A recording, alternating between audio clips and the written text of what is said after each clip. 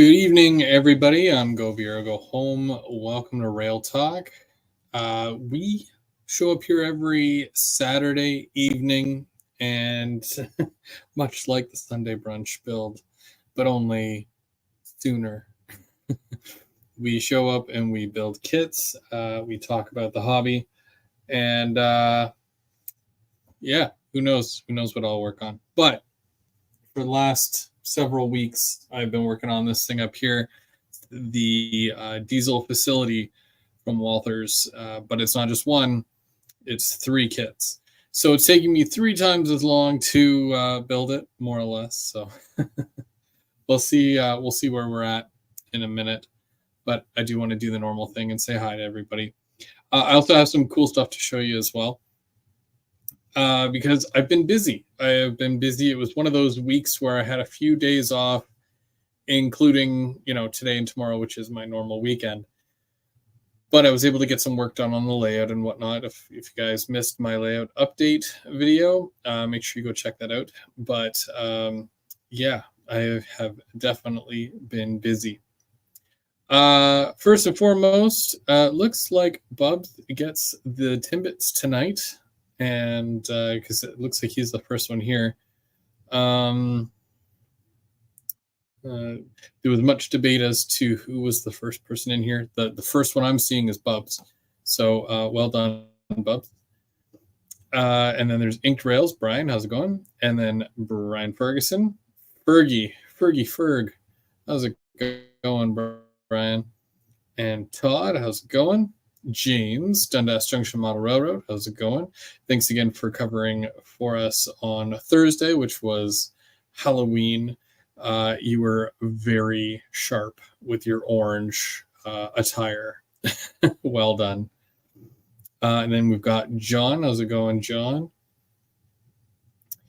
And scrolling down the list, Perry says it's National Model Railway Month, which is November. Spreading the awareness. How's it going, Floyd? And let's see. Decent player. How's it going? Cowboy Steve. Awesome Possum. Nelson and Almar. How's it going, everybody? Ronald. Anthony. Welcome. Lots of people showing up. Lots of people saying hi. Sidetracks, how's it going? All right. So yeah, normally we do this thing every Saturday evening, and we usually start at about 8 o'clock, which we're not too far off. So yeah, I've been working on these kits here. They light up and everything. Hey Sparky, how's it going? No, you're on time. Because I haven't really started yet, but kind of. I don't know. No, there's no set time, really. If I'm here after 8 o'clock, then I'm late. But other than that, anybody else is good to show up whenever. So I've been working on these kits here for several weeks. And not completely on the live. I do some work on them outside of the stream because it would take a while, if I'm being honest. I only do a 2-hour show, roughly. So to do 2 hour at a time might take a while. And because I am trying to chip away at the layout, trying to do this and that, you'll know, obviously, from videos or the video that I posted, I've been working on the layout. I had to raise up my work computer screens because I now go under, and I didn't show it in the video, but now I go through the wall. So not only can the train come into the office, but now it also exits the office. I just have to add the cork and the track, and then I'll be good to go, of course. But that might happen on Thursday. Now, the next Thursday is the first Thursday of the month, which is normally Tim. I'm still waiting to hear back from him. I know he's a really busy guy. Yeah, so if he's too busy, because he was really busy in October, then I'll just cover for him. But that's okay, because I would like to lay as much cork as possible. So I've got a whole bunch here, and then yeah, we'll see what happens. So that's the plan for Thursday. So cork and track and cork. We'll see what happens. I've got some switches too that I can add. So that'll be fun. Good time had by all. Unless, of course, Tim does go live, then I'll just do my regular week.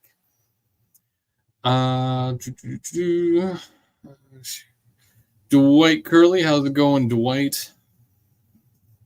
All right. So when it comes to doing this kit or this kit times 3, I'm kind of narrowing down now to starting to do the detail parts, because a lot of the big parts are done. I just painted some handrails. You can see the yellow. They're still on the sprue because they are ridiculously hard to paint while holding.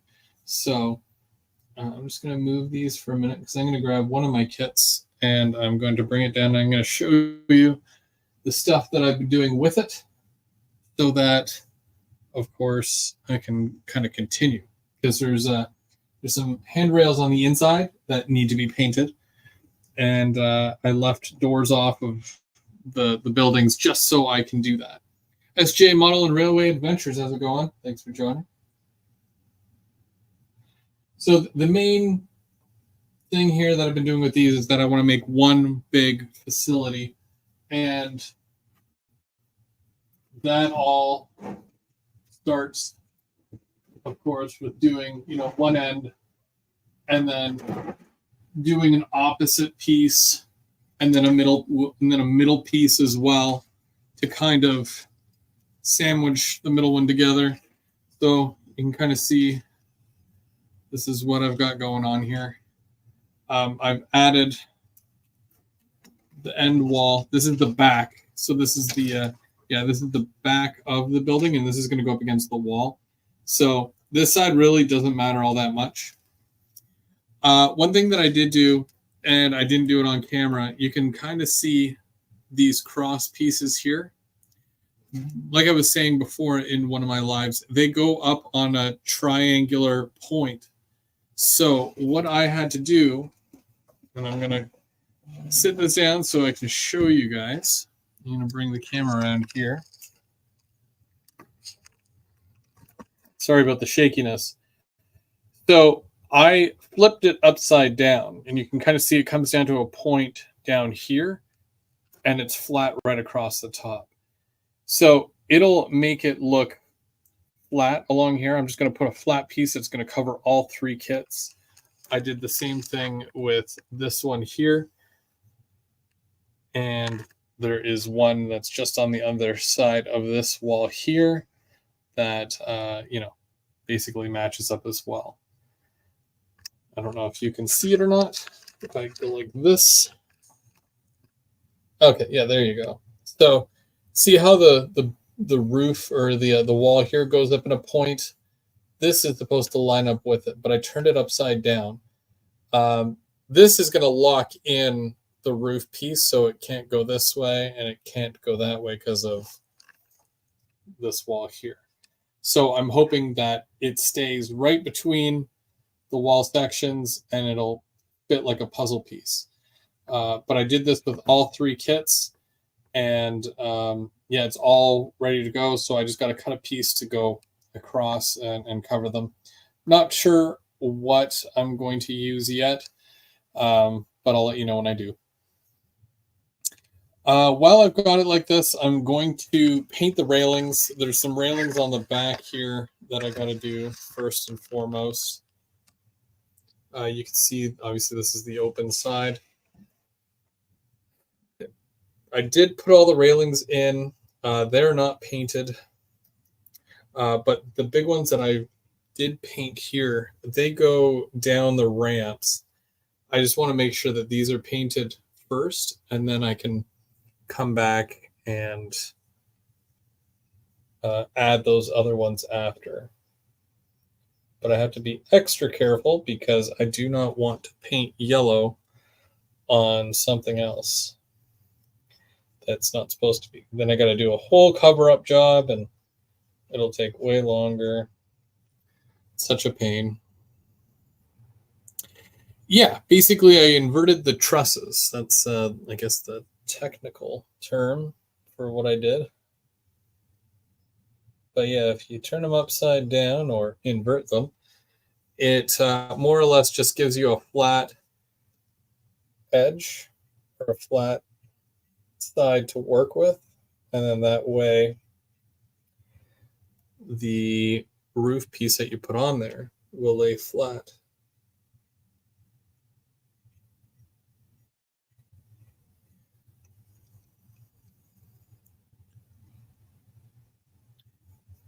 And again, I have such a hard time doing these railings that are plastic. I had a lot that broke on me, and then I had to somewhat fix them. I put all my broken ones at the back here so that it would be less noticeable. It's just one of those things you got to do, I guess. Hey, Nathan, how's it going?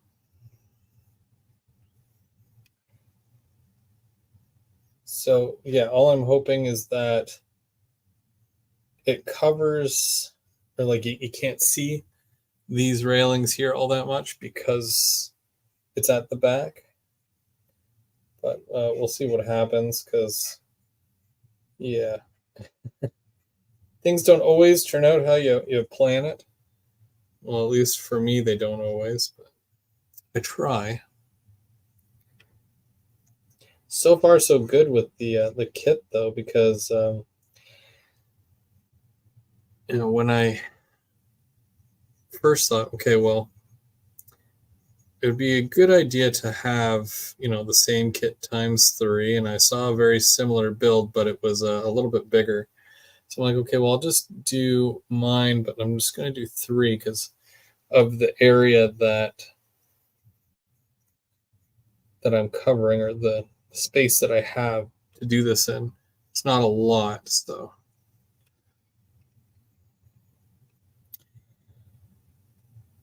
Oh, thank you.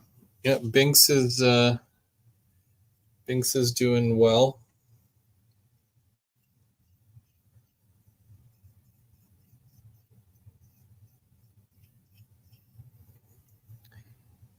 I'm pretty sure when I came down here, he was sleeping. Otherwise, I would have been all like, come talk to people. Come be a star on the internet.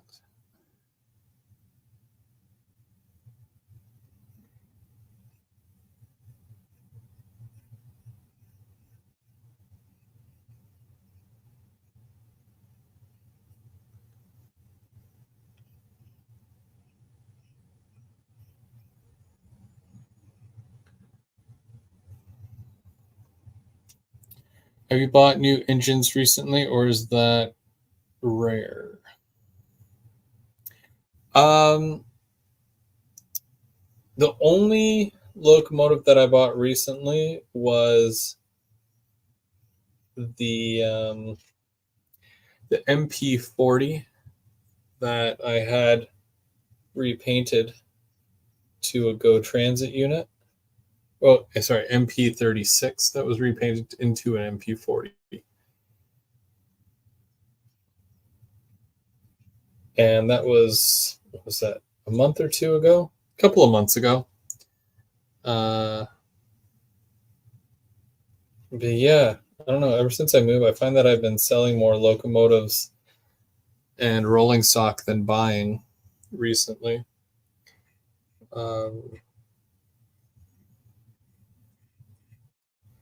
The last, yeah, besides that MP 36 unit, I have a GP9 slug set that I bought at the same time as a P42, literally the same weekend. And that was back in the summer.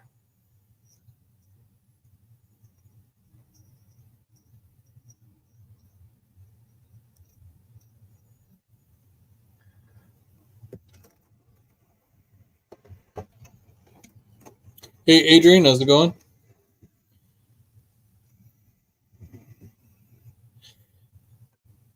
Yeah, so I did check mine after the show, and mine is crossed out as well.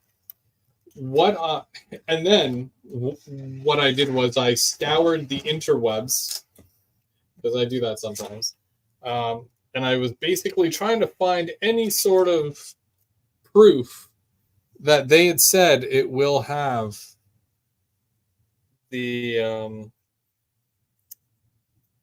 the keep alive or whatever, the mo power, and it looks like it's been completely scrubbed. So I could not find any evidence that they had said that. But deep in the far reaches of my mind, I feel like I had seen and heard it. So I'm not really surprised that they did that.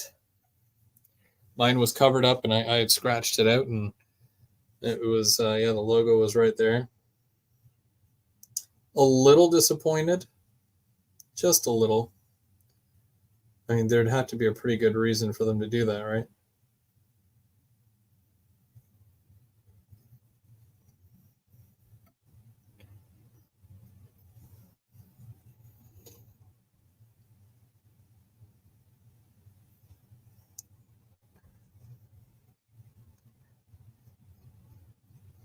So these railings aren't too hard to paint. I just wish they didn't move all that much. I did glue them down, so they are glued.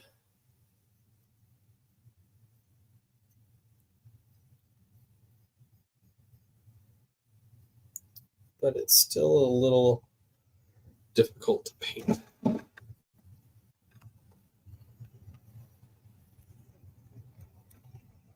Also, when I get these things painted here, I should probably glue this front piece on because it's the only one that's missing its front wall. I know I'm running out of glue. I'm going to need new glue soon because these kits took up a lot of glue.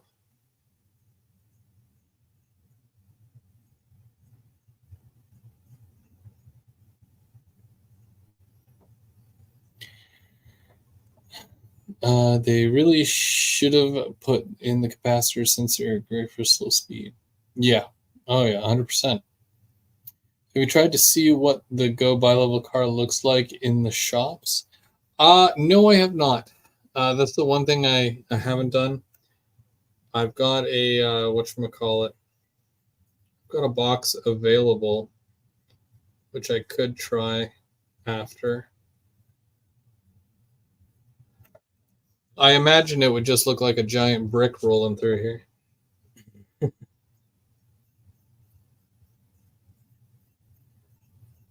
Last week I put a locomotive in. I think it was a P42 that I put through here.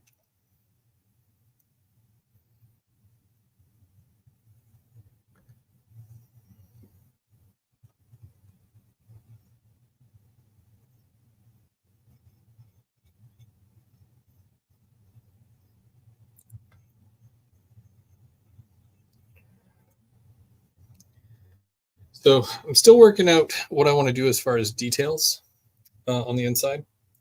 And I'm not sure if I had mentioned it to you, but I found little hinges as well that I have to order from Amazon. And I'm hoping to put hinges on the doors for the front of this thing. That way I can open the doors or close the doors, um, depending on the situation. I also decided that instead of attaching more lights to this building and having another 50 some odd wires coming off of it, what I'm going to do is in front of the building, I'm just going to add dwarf signals, which will probably do the exact same thing that I was going to do, where I just have, lights to determine if a locomotive should or can go in or not, like what bays are empty, et cetera, et cetera. But I'll make them look like dwarf signals instead.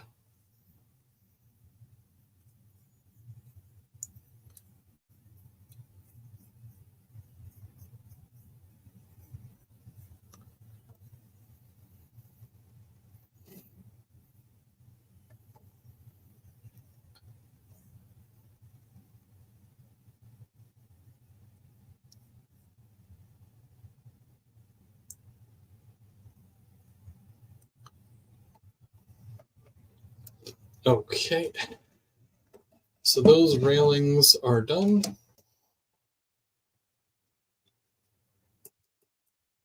It's not amazing, but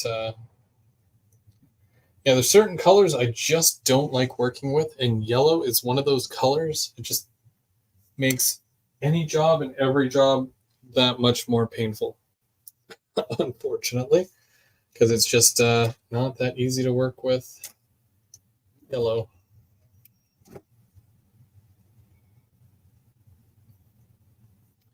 But yeah, this is what we got here.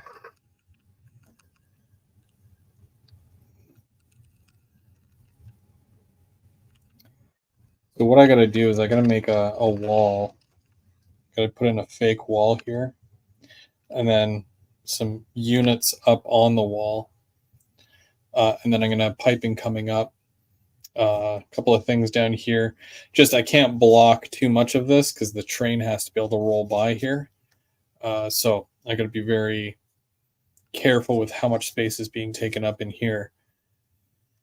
But yeah, the hope is basically just to make some piping here and have some piping running along down here, and I can really do that at any point. I just got to make sure the pipe is whatever color I need it, and then just glue it in place. And I'm still very happy that these will all light up, so that's good too. Are those angle pieces on top of the H column used to support an overhead crane? Yeah, these ones right here.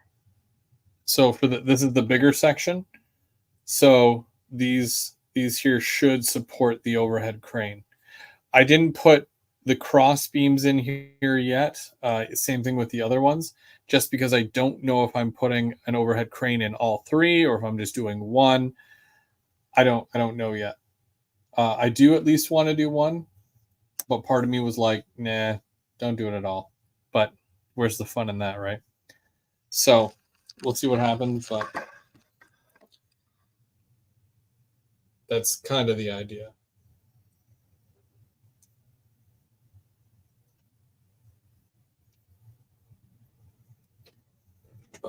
So this is the last single wall section here that has to go on.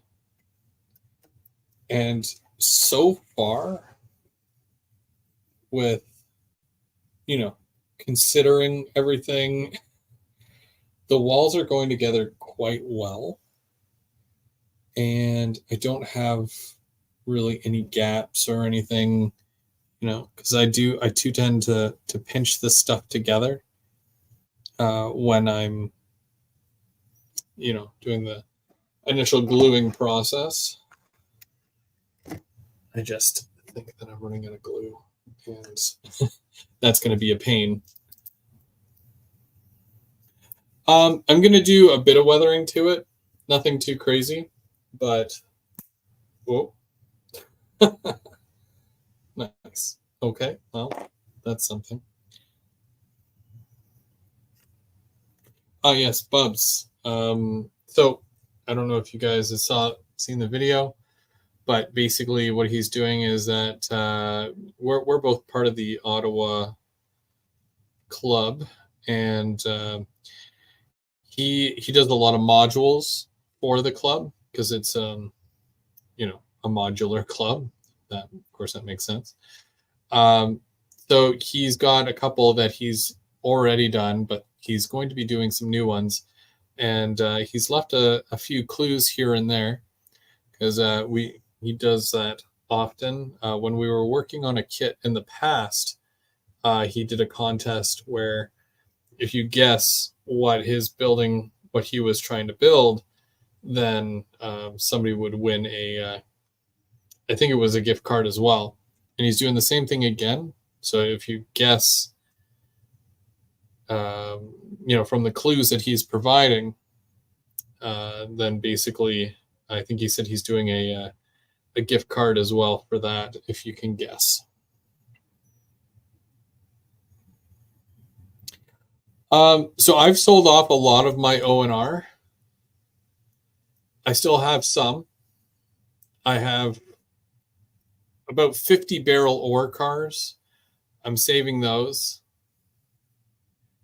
I'm selling some gondolas. I have an F40 that I'm selling. I had two, but I sold one.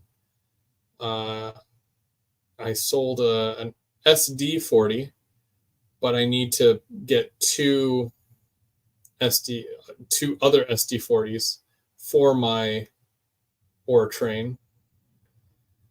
And then I've got my ballast cars that I'm selling. So yeah, some of it's going, some of it's staying, but yeah, I'm trying to focus more on Toronto area as opposed to North Bay. My last layout was North Bay, so it made sense. But yeah, I still have some box cars as well, because box cars, you can see those in Toronto, depending on where you are. I've seen some too going through Toronto. So, but I'm just being very particular at the moment, unfortunately, about which O&R stuff that I'm using.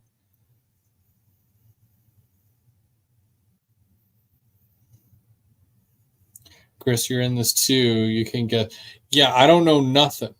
I'm not good at that stuff.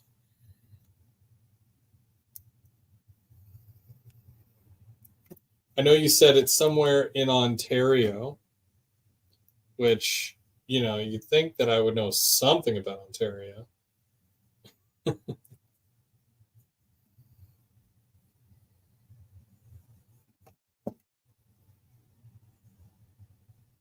I missed what was the clue for today?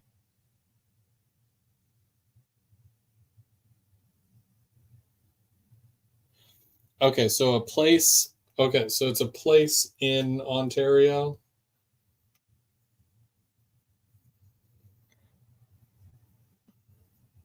Are you doing a part of the Kingston sub?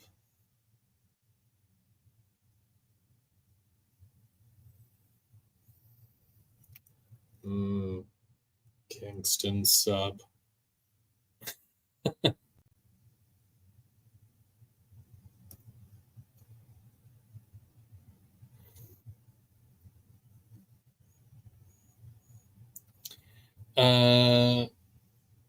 Chris, so you going to build the city of Toronto, or are you doing more passenger service modeling? So here's I'm going to answer your question with a story, because who doesn't like a good story about a train? Well, first off, I'm from Toronto, or at least the GTA. So naturally, you would think, hey, why doesn't Chris do, something Toronto?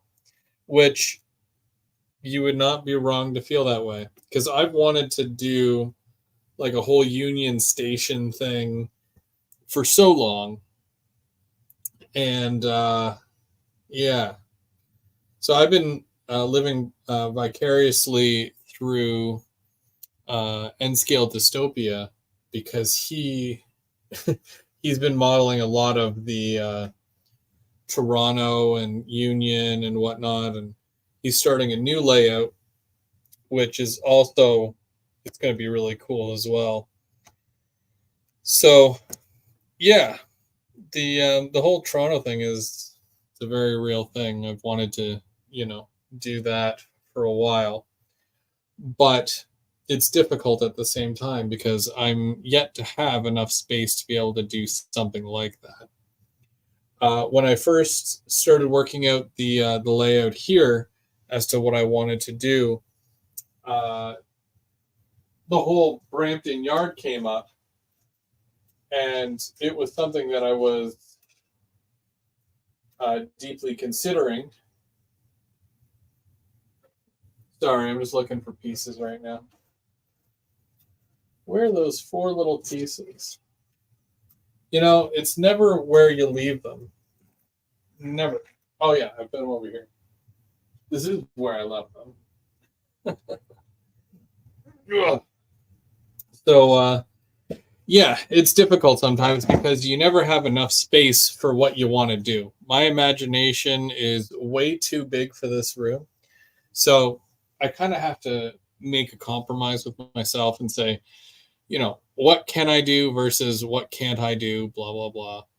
So yeah, it's tough. If you guys haven't seen N Scale Dystopia, go check him out. Anthony said that he has. He's a friend of mine, and he's a good guy, and he's quite the modeler. So you guys are gonna really dig his new layout once that gets built.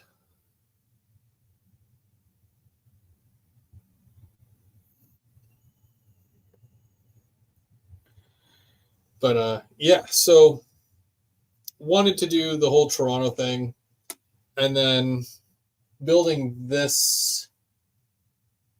Well, actually, no, I'm going to go back in time again. I've always loved passenger service, as modeling passenger service and Via Rail, Go Transit, and I've had so many cars. And then it wasn't until I started hanging out with Dave Co. Dave Co does a lot of freight. He's always been a freight guy, and doing operations with him, he really got me into it. So then I started doing more, freight service.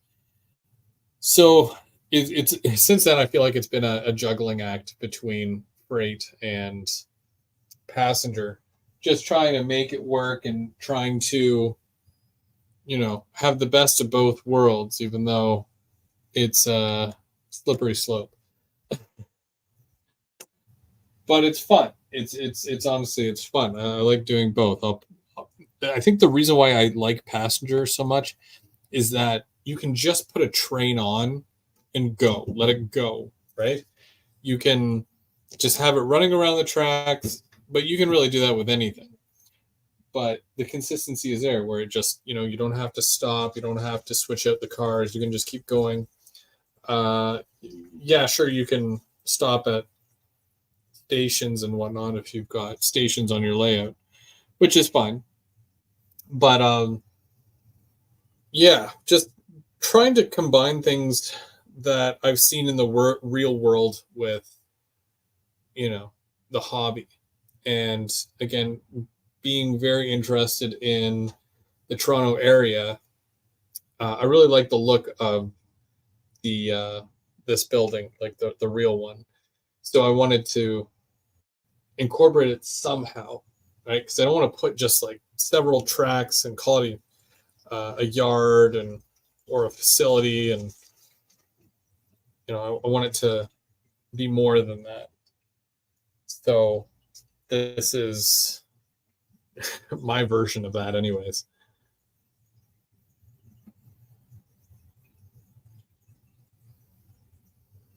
Yeah, and I think Denny just hit like 10,000 followers or subscribers too.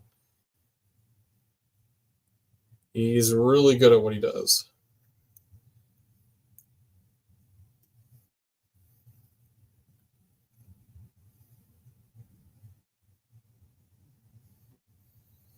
I'm totally running out of glue. This is such a pain. And the end broke off. You can see that? It totally broke off in the lid. That's how you know it's at the end. Thanks, Willow Creek. Thanks for joining as well.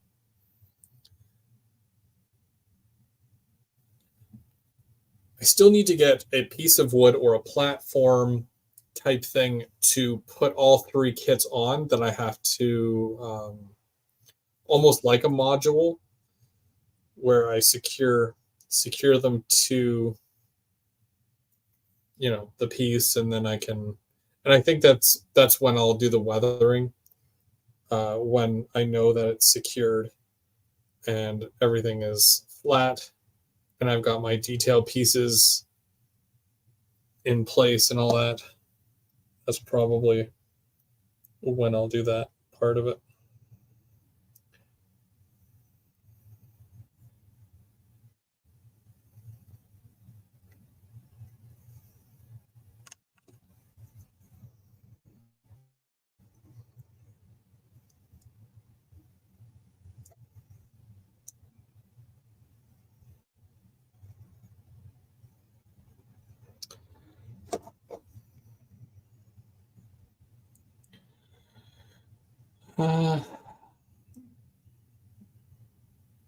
Winchester and Western Conrail that I was putting together to run my passenger service via computer run freight withdrawal.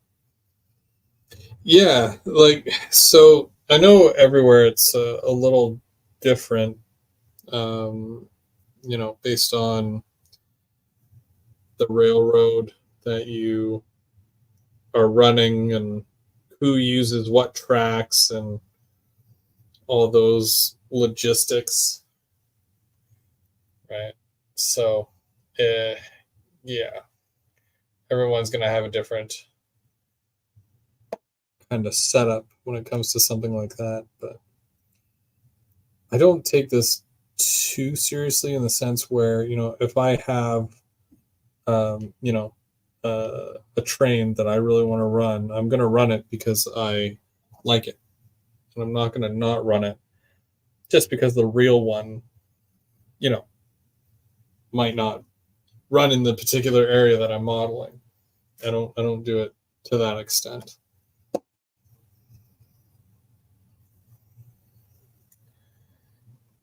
That's going to get annoying real fast with that glue.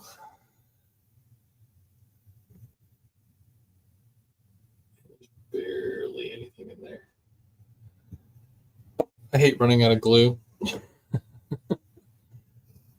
So yeah, for me, it's like as long as I have a loop, and my layouts are always loops.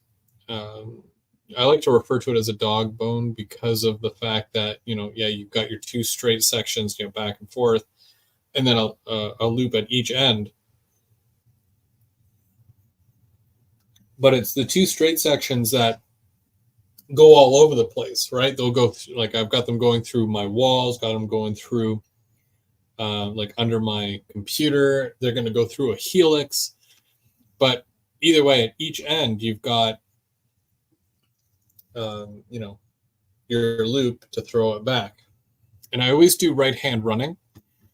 It's always good to get in the habit of that, especially if you've got like a double main line or whatever. That way everybody knows, that's how traffic works. So I try to do that as much as I can. And what I'm going to do is that at each end, it's going to be almost like a reversing loop, so that you get to the bottom end of the bottom level, and a single track is going to go around from the left hand side, and it's going to go to the right hand side, so that you're constantly just staying on the main line. It might go down to one track, which is fine, but you're staying on the main. You just have to pay attention, I guess, when you're running. Me pay attention? That's impossible.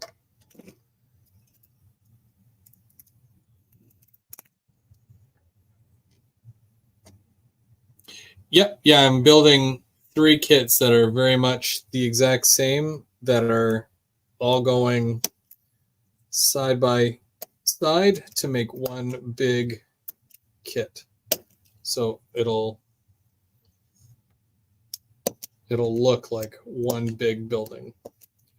Now there's some other things that I have to do to it as well that I can't do really until they're all connected. So once they're all connected, there's going to be a seam right along here, right? Like, the gap. So I have to put a little piece, a strip, to kind of cover it up to make it look like a piece of metal has connected to hide that seam, the imperfection, if you will. and it'll make it look like it's one building. You ever see that in real life? It's a real thing. It's a very real thing. I'm just going to throw my garbage on the ground.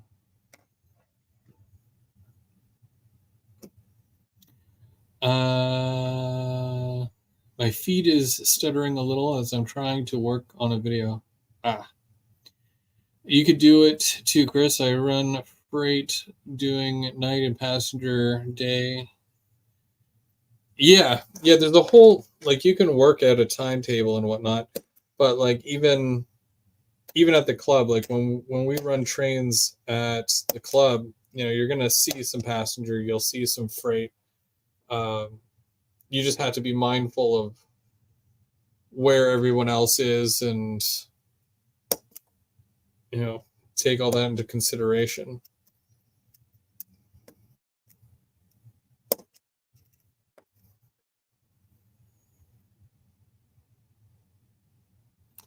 I'm still working out the logistics of possibly adding a 2-bay paint shop, but I want to see how much room I have first, because I wouldn't mind, like, I could either do 2 storage tracks where I can put 2 full trains, or I can put a paint shop. So it's kind of a tough call, but I think I might end up doing the storage tracks instead, just because I've already got 9 bays, right? Not 100% yet, though. I will get there, and then I will let you know when I get there. I have no idea. Yeah, Perry's right. Yeah, they've got a whole dispatcher, and it really helps manage everything with the layout. The whole system works. Even the car cards, the whole car card system, took me a little bit to get used to, but I'm really, like, I understand it now, and that's the tough part, right? You have to understand how it works in order for it to be a little bit easier, I guess.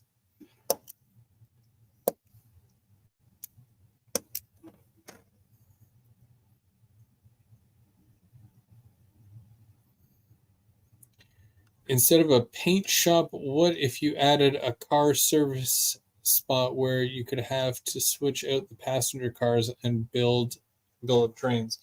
Well, the 2 tracks that I can add, I mean, it could be storage, or yeah, you could probably do that where, you know, you can build a train right there,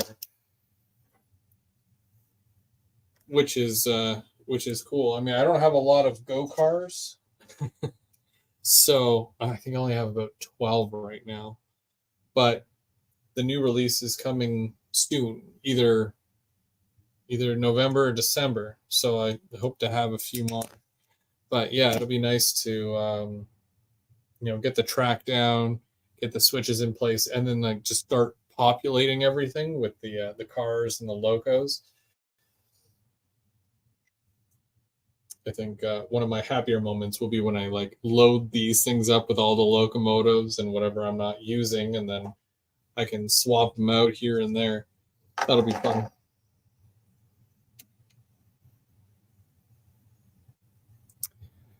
Okay, so railings. I don't know how I'm going to do this because my glue sucks. So maybe I've had some luck with white glue lately, and I don't expect this to be amazing or anything, but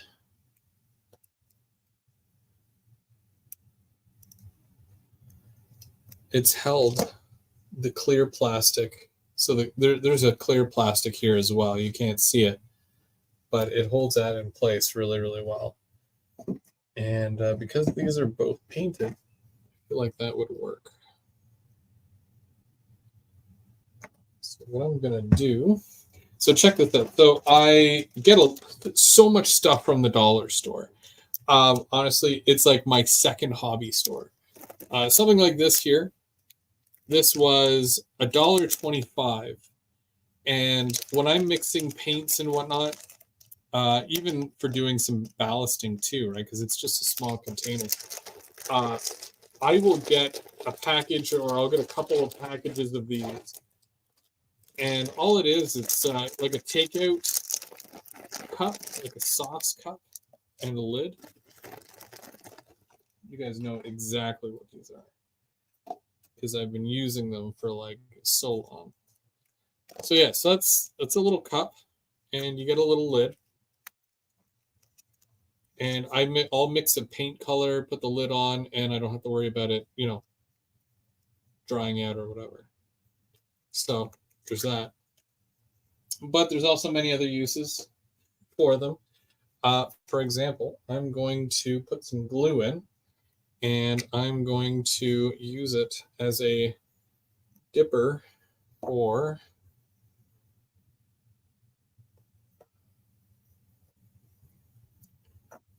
these little thingamajigs.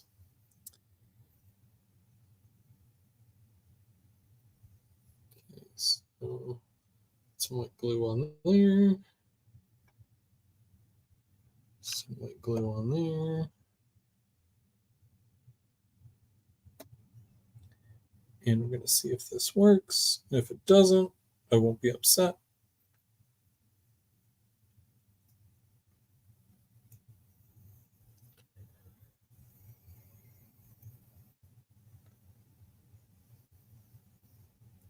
I just got to get a good grip on it so I know what I'm doing here.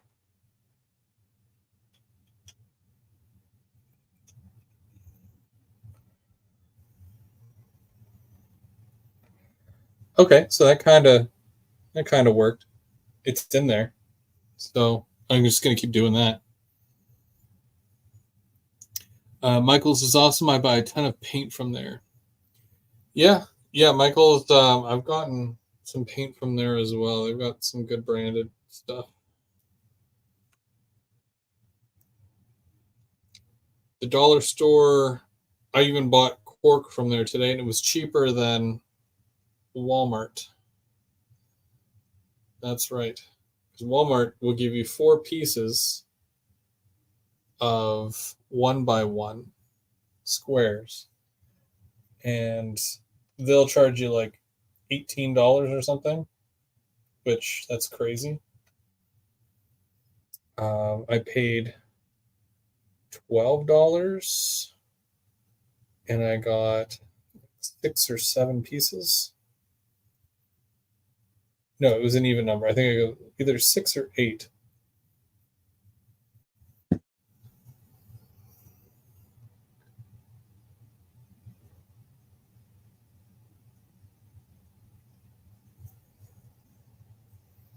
Why are you not standing up? Oh, there we go. Ah, fell over again. Note to self, do not hit this and create an earthquake.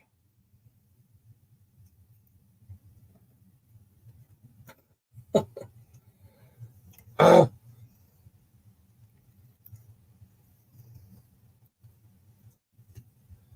What I need are the reverse tweezers. That would be helpful here.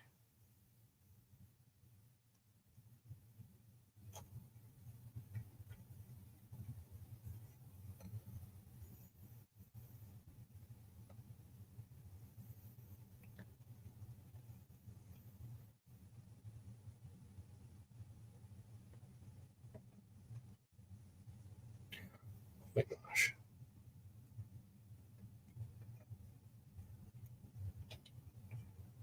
I don't feel like this needs to be as painful as it is. But this is also why I hate these stupid handrails, because they're stupid. It's like they give you these tiny little holes to put it in, which is fine, I guess, if it actually fit, but they don't. So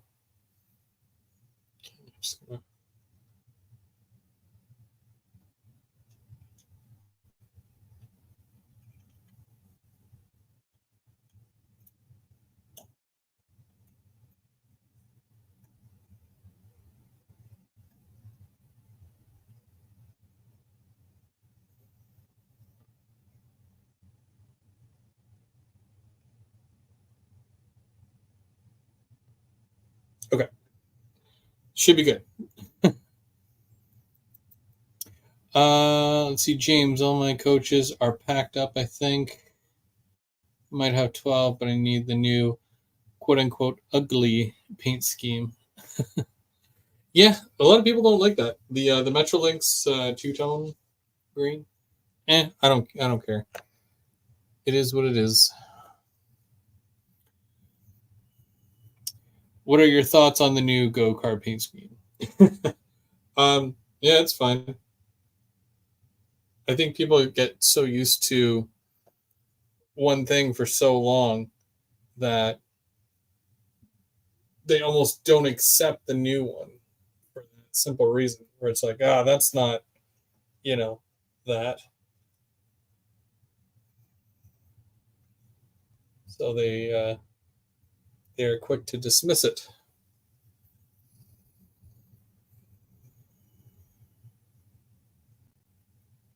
Well, I have about 7 to 8 local trains that are club run and whatever or through freight and then passenger. And yes, we use two-way radios for the dispatching. If the Rapido bi-level cars come in November or December, that's not good for me because I only got so much money and the Go ones will probably sell out really fast. I'm in the same boat. November, December, I mean, even slightly October, it's like I've got 2 kids, so I got to worry about Christmas and whatnot. We celebrate Christmas, so I gotta make sure that certain present obligations are fulfilled.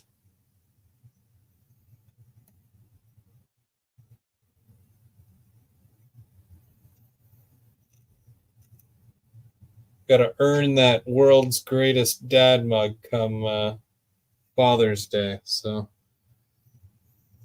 got some buttering up to do as far as with presents for Christmas. I'm going to put a bit of glue on this, and I'm going to do that so that maybe that'll stick to there.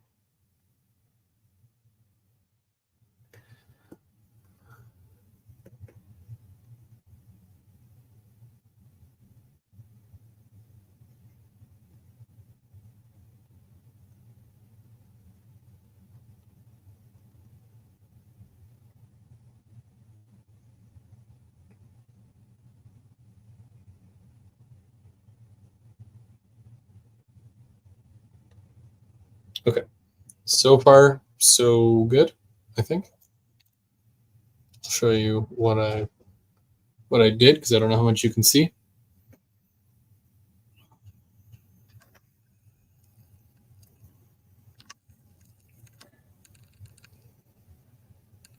So you can kind of see right here, there's obviously handrails that are painted yellow, and then the ones going down the slopes there, they just added those.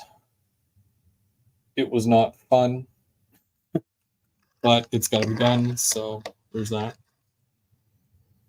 I'm afraid to pick this up in case those move, so I got to do the other ones. Whoops.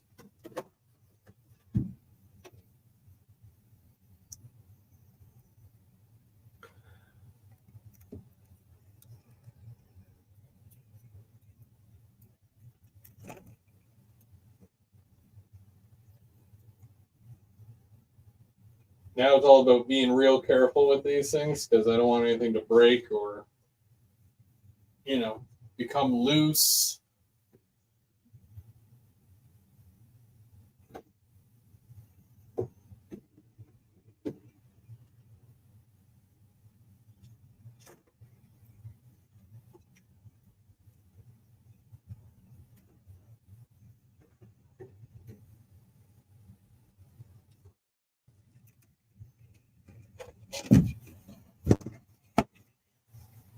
This is the middle one here. This one's a little bit different because you can see right through the whole thing.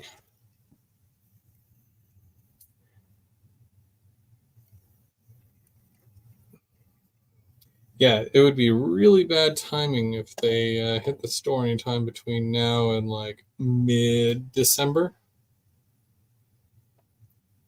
Come in January when I, get my paycheck from working Christmas Day.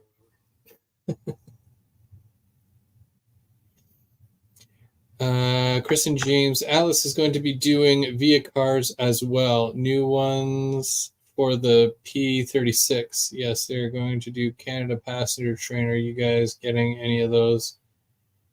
Really, Atlas? I never heard a thing about Atlas doing uh, passenger via rail passenger stuff. Can we fact check this? Can you can you post a link? It's not that I don't believe you. I normally catch wind of these things, and I must be that out of a loop that I have not heard a thing.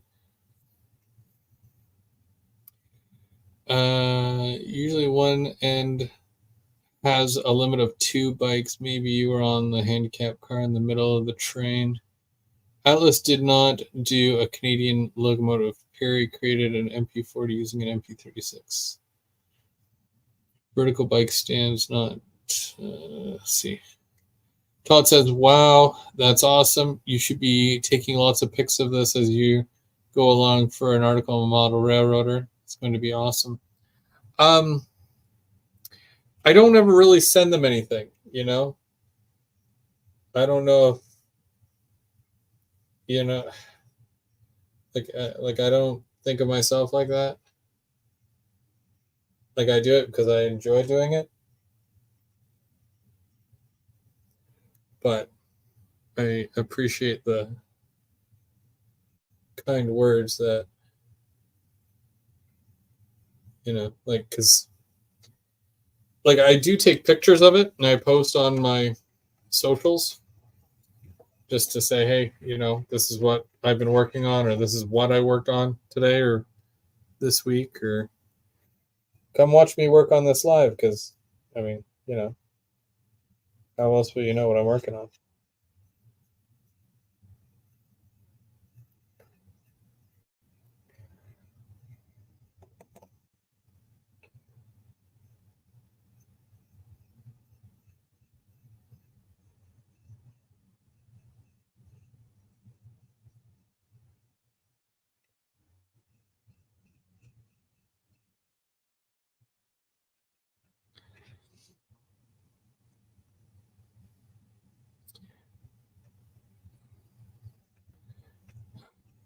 Kevin's Tiny Trains, how's it going? Oh, Atlas is doing O scale ones.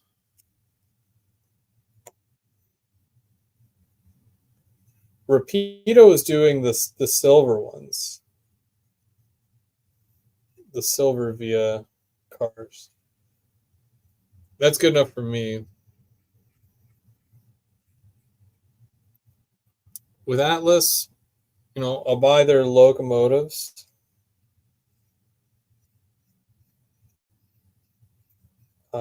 They've done some rolling stock that I like, but I've never seen them do passenger. That would be something that I would be interested in.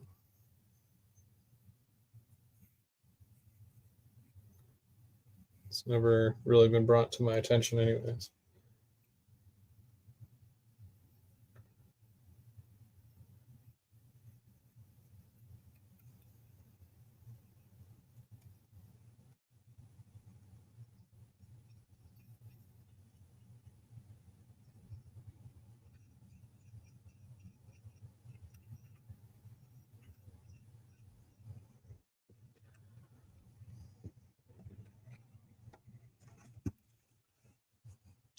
If Rapido came out with the CN ONR GMD GP38-2, would you get one ONR into passenger train like the Northlander? I like the idea of doing the Northlander. I had a couple of F7s when Rapido did the ONR F7s. I think that was more of a Polar Bear Express though. But I had, the steam generator car and then the diner and some of the coach cars. But that was a while ago. Problem I had with that is that the old, like the dining car that they did was amazing. But the coach cars that they did back in the day, I did not like those trucks, the wheels, and the pickups, the power pickups. So the lighting was kind of not great. Also, at one point they did battery operated ones, and then the trucks were not that great. So keeping them on the rails was not really a simple task.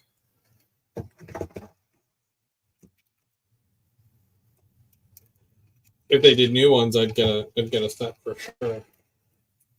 There's also the possibility that Bachmann could do the Northlander in the Charger set, because that's what is happening in the real world right now. They're going to be doing the Charger set with the whatever those cars are called.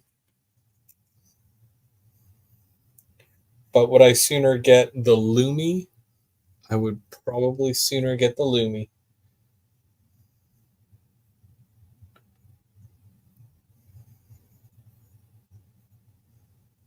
I would love a Lumi set.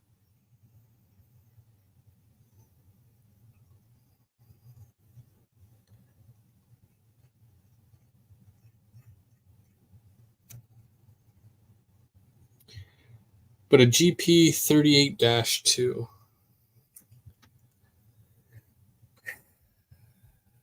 GP38-2.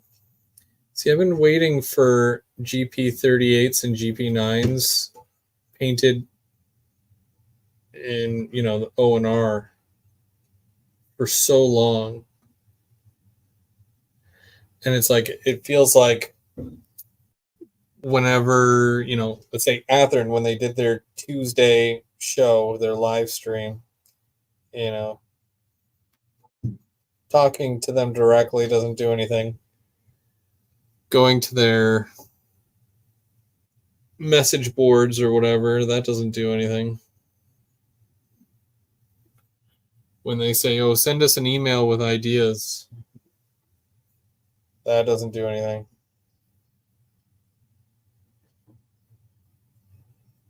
So, yeah, kind of lost faith in that stuff. Venture cars, that's the word I was looking for. Thank you, Perry. Perry, you are the yin to my yang. What would I do without you?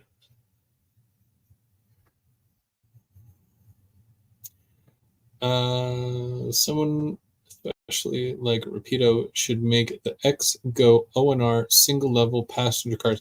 You mean the Hawker Sidleys? That one I know. So, yeah, they're supposed to, because, and I'll tell you why. Whenever there's an anniversary of some sort, Rapido seems to be very on top of that stuff, because they can say, well, look, this was in celebration of that, right? And I believe it's the 60 years of Go is coming up. I think it's 2027 is the 60 years of Go. I might be wrong on that. Somebody fact check me. But yeah, so if they did a box set and they did, let's say the either the GP40 TC or just the regular F40 Go unit, and then the single level Hucker Sidley cars in the Go, like the silver Go cars. And then they could also do the O&R Hawker Sidley cars. And while they're at it, do the F7, the Go Transit F7, because the ones that Atlas did with like forever ago, and they were not as detailed as the F7s that Rapido did, in all the other road names. So there's that. Yeah, just a suggestion, just one guy making suggestions. That's all I do.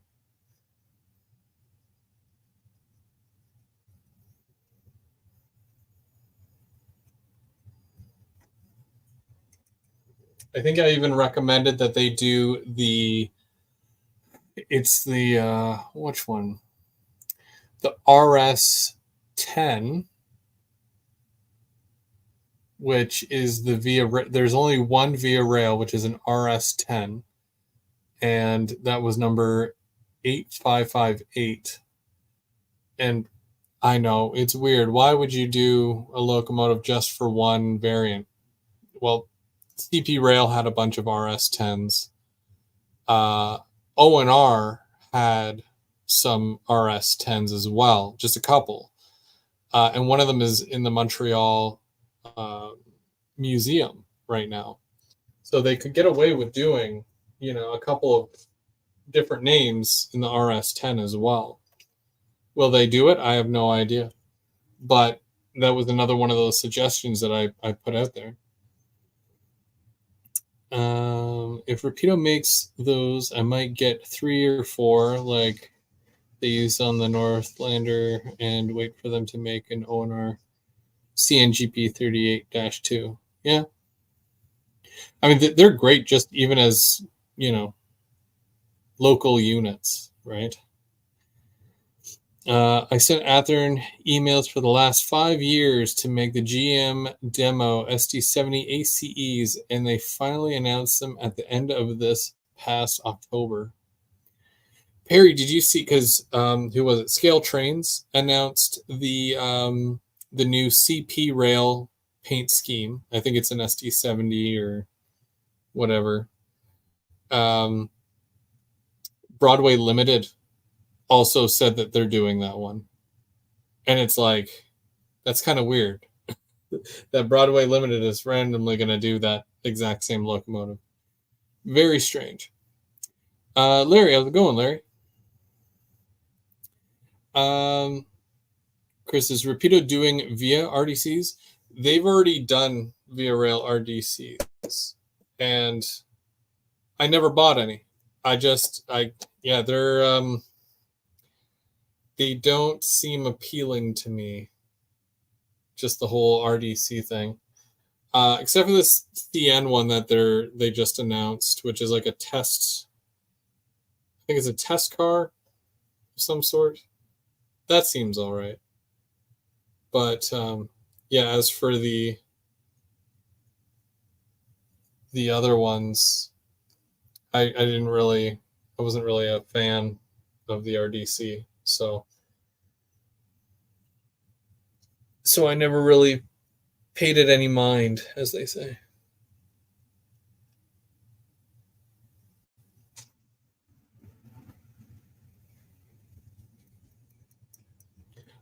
Rapido GMD GP 38-2 would go great with the CN GP9. Yeah, well, I'm kind of hoping that they're the GP40 that they do works out really well. I'd love to run that with my slug set. That would be cool.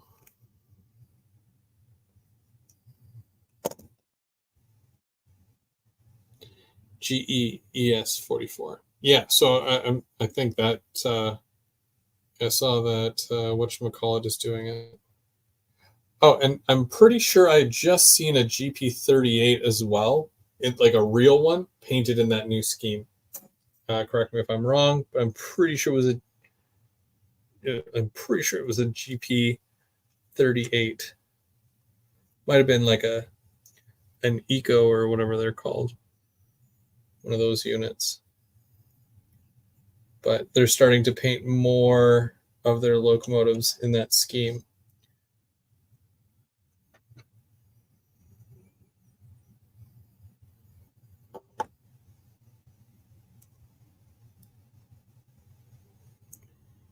Do they use a switcher at the shops, or do they just use a regular locomotive? I've seen. So Go has those. What are they called? Rail Kings. It's like the critters.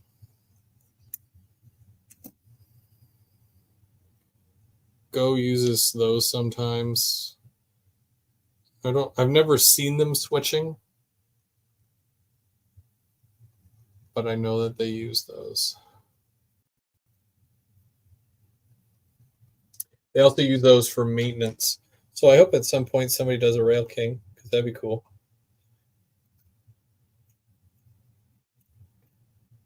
I actually saw one sitting at Union back in the summer, because I was passing Union, and it was pulling some of those, the Rapido, those bright orange CN ballast cars.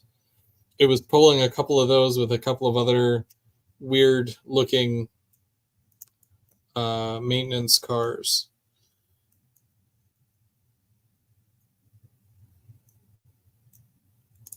So I'm like, oh, I guess I'm going to need a Rail King.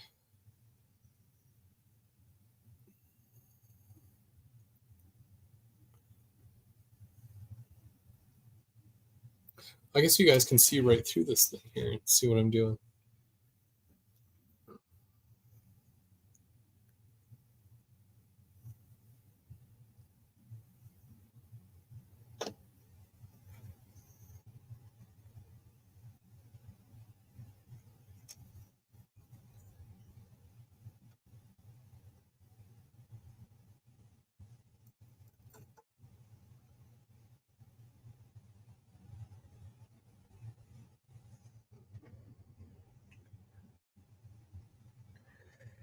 Okay, so not as bad as it was at the start.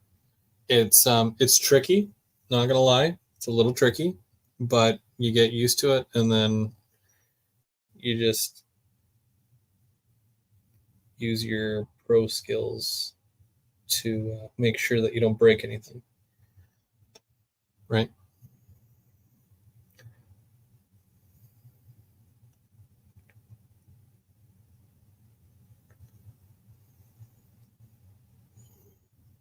Does Go use those track mobiles for switch? They might.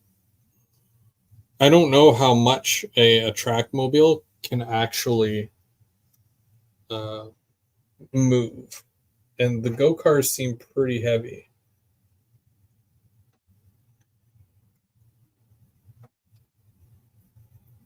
Oh my gosh, these fell over.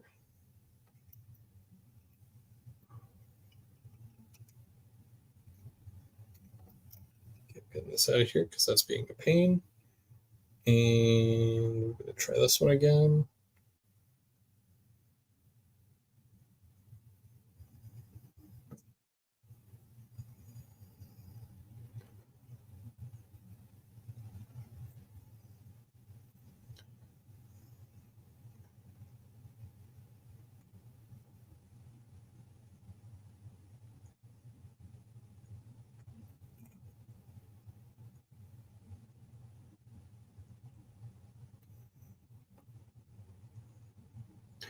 Hopefully that stays there.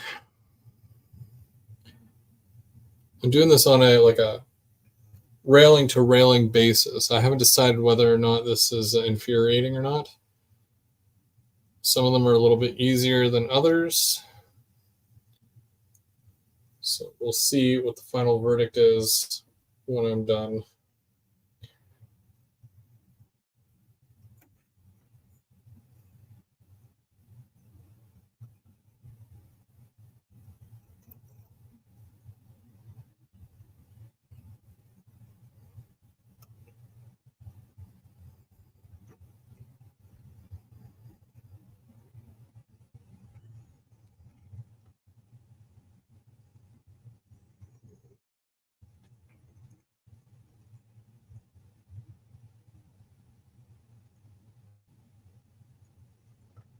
Okay, not too bad.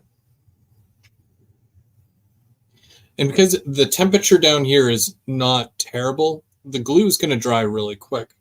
And I'm hoping that it holds well, you know, and then I don't have to fight with it anymore.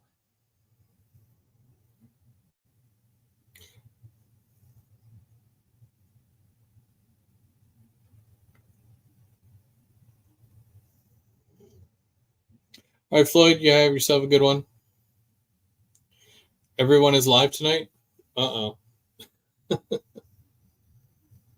I don't think it matters what day you go live on now. Somebody's always doing something.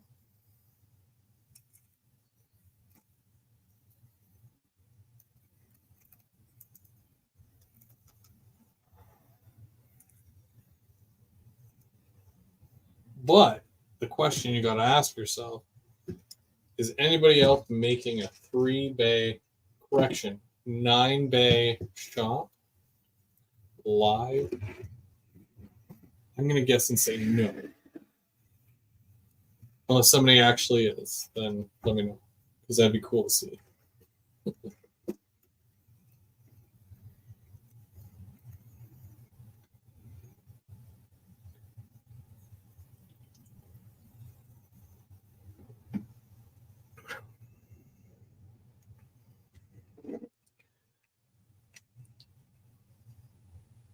Building a kit like this, actually, it reminds me why I love doing these kits. You know, you can go and you can buy plastic kits, wood kits, whatever, you know, throw it together, not even paint it. In fact, in most cases, when you see the front cover of a Walthers box, that's not even painted. That's just what it looks like the plastic is molded as. But when you take the time to do something like this, something a little bit more than what it looks like on the box, it's so much more rewarding, I think. Because it's like nobody else has that. Nobody will have that on their layout. No one. Ugh. No one else will have this darn railing falling over on them. Get up.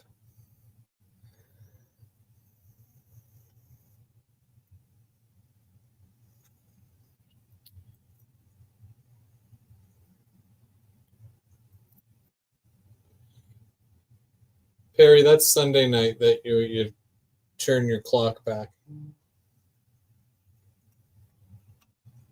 Otherwise, you're going to be so far ahead of everybody tomorrow.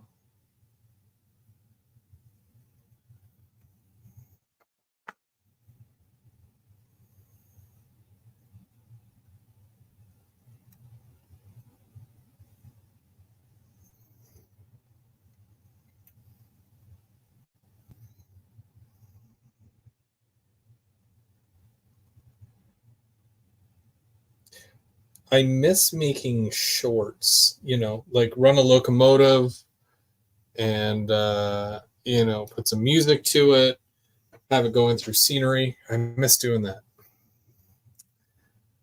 Haven't been able to really do that since, like, I did a couple from the club, but I really haven't been able to do that since the old layout, which it's been a while. What's it been, like May, April, May of this year?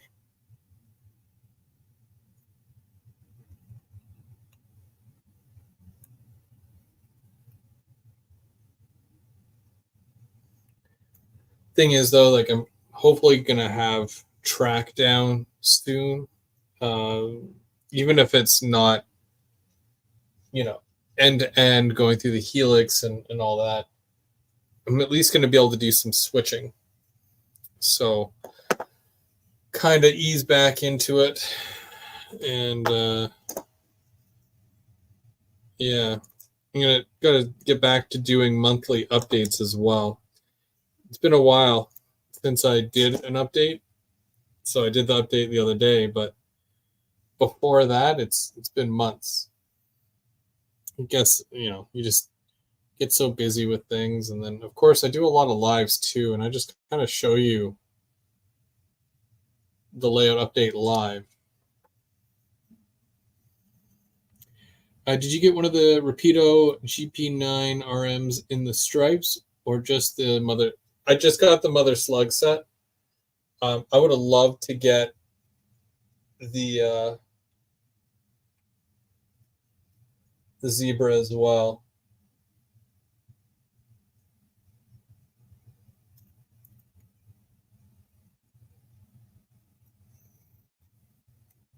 Because I most of my locomotives that I have that are CN are the zebra.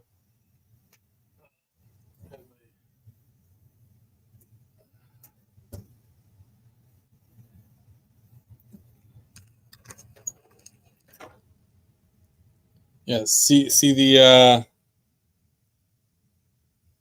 scratched off white stuff there. Mo power, mo problem. Where's my mo power?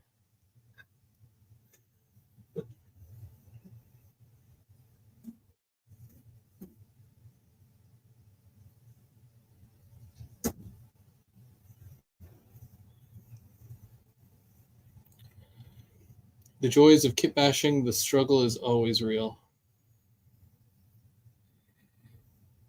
Indeed.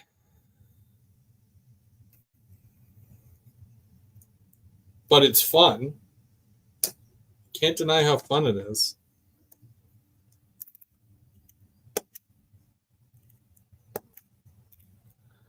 You got something that no one else has. And you definitely don't have something that you can go to the store and anybody else can buy.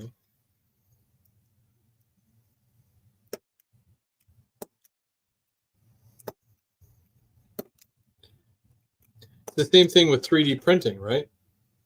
If you can't go to the store and buy it, then make it in 3D. There's a good chance that no one else will have it, unless that person is selling the rights to, or, they have the right to sell more of those copies of whatever, right? Because James got a bridge 3D printed. So as far as I know, he's the only guy that has that specific bridge. Does that sound about right, James? Because so that if that was made specifically for you, then you're the only one who has it technically. And that's just another cool aspect of the hobby, right?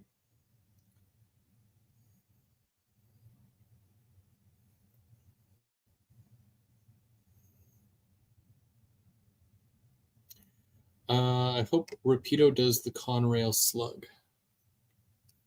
I feel like they will.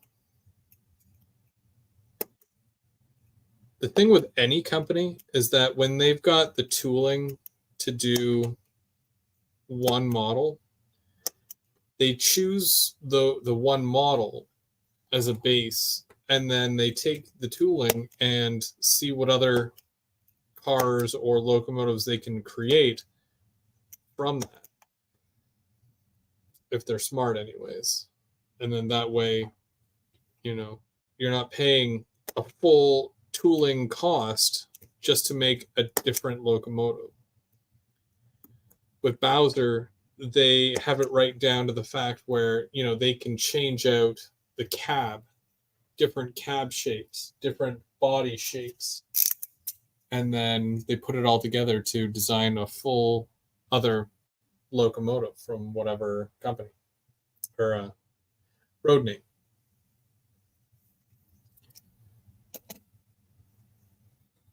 So that within itself is pretty cool.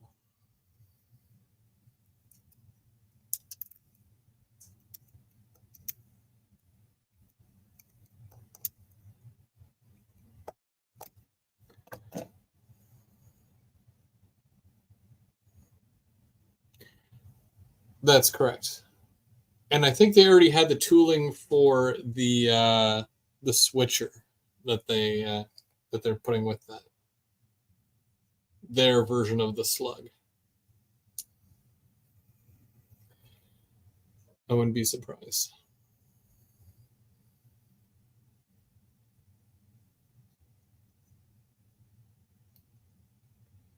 That's why they always sit around a table and start saying, so who else, what other road name has or had at one point this locomotive? And then they'll say things like, yeah, but it had a different exhaust. They had changed out the exhaust at this point. Or different fans. Okay, no problem. If we make it so that the fans can be replaced from a single to a double or smaller to bigger or whatever, then we can save that for the second run, and then so on and so forth. Then we can knock off 4 road names this time, and then we'll do another 3 next time, and then we'll change out the cab, and then it's a completely different road name altogether. That's just, yeah, there's so much that goes into the whole planning process on their end. It's crazy, and you got to know your stuff. You got to.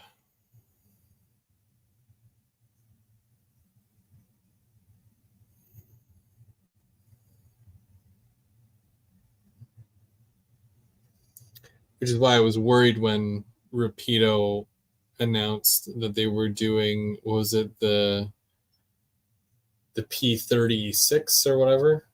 It's like, you would only do something like a P36 is if you're planning on doing, you know, P30, P40, a P42,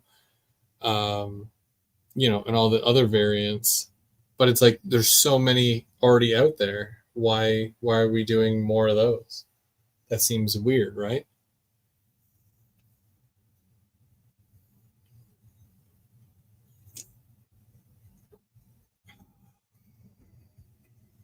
I don't have too many more railings to go. Thank goodness, because it's a pain. 2, 4, 6, 8. And then those 4 should be for the other one. Those railings haven't fallen yet, so that's good. I'm going to try to bring down the other one.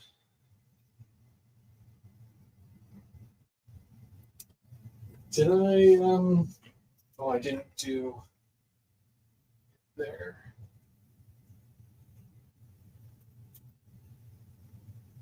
Guess I'm going to have to add it in that one.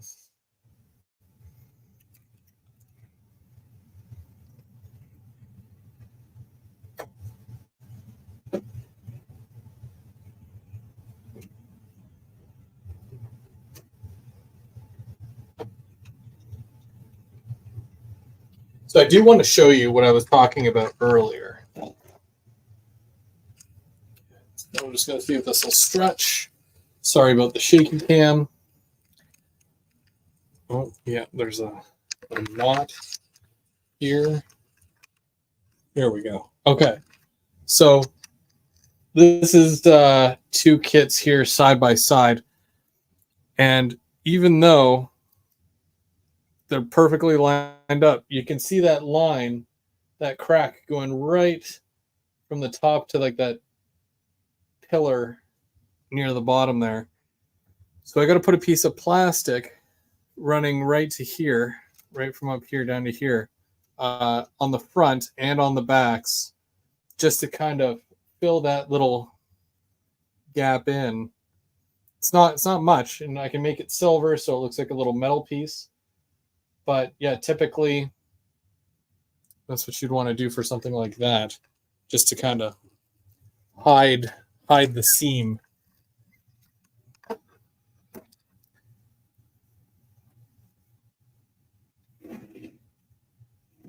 got one more here to paint yellow. And then I can add the railings for this one.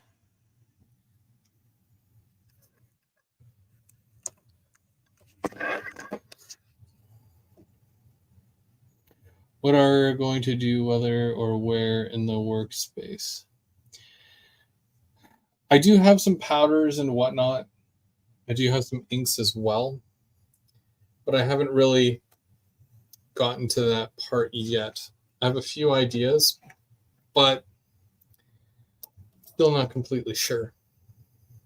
I know changing the color of the concrete in certain areas to make it look a little bit more worn or shiny in certain parts might be necessary. And then, of course, adding some oil drippage. I didn't really want to do anything to the rails because I don't want to have to clean them every so often. So I've more or less left the rails alone for now.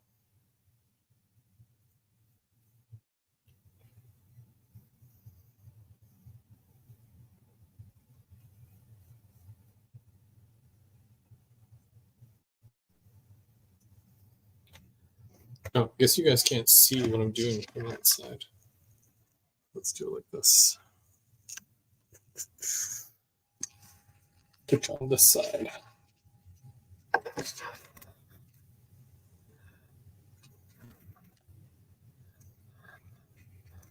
Sorry about the picture-in-picture. Do this. Bring this over this way, and it tilts you down a bit more.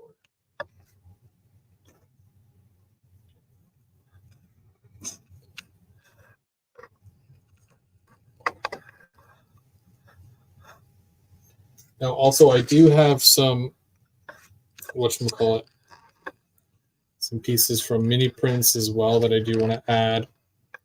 And there's a couple other pieces that I do want to add from my my bits box, because everybody should have a bits box. I like to go through it, and much like when Mark was going through his drawer of wonders and whatnot when he did his Third Rail Thursday last month. And for some reason, he had a lot of forklifts for some reason. That reminded me that I'm like, I need to get some forklifts. So then I was scouring the interweb for forklifts. And I found some on the OVR site. There's actually quite a few different ones. It's nice to see that there's a selection of forklifts out there.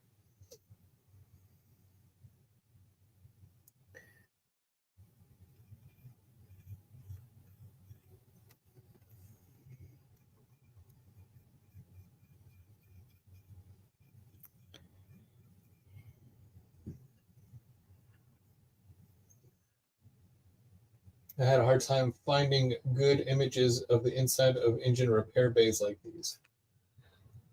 I don't know. I had Googled some, and then Perry also sent me a video, because when this particular shop opened, they did some tours, and someone took a video. And then because I was watching the video on my phone, I would pause it and do screen grabs. So I would take a picture of the screen. And so, yeah. it's easy to see that way.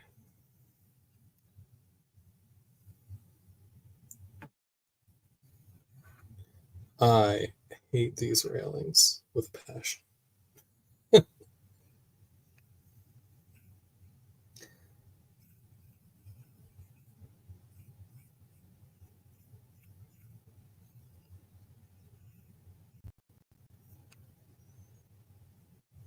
But once I'm done them, I can worry about more fun things,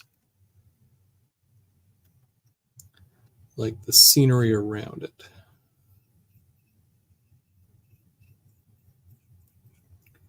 So I figure if I create it like it's a diorama, it'll be easier to take it off the layout if I need to move in the future. That way I can always just continue on and take this whole piece with me. Because as you can imagine, a kit like this is not cheap. Even just for one is about like $110, $120, depending on where you get it. But to do 3 of them side by each, and then, of course, adding the lighting, and then when I eventually add the detail parts to it, I mean, it goes from being what, a $300-400 kit to like a $600 or $700 kit. So, not cheap.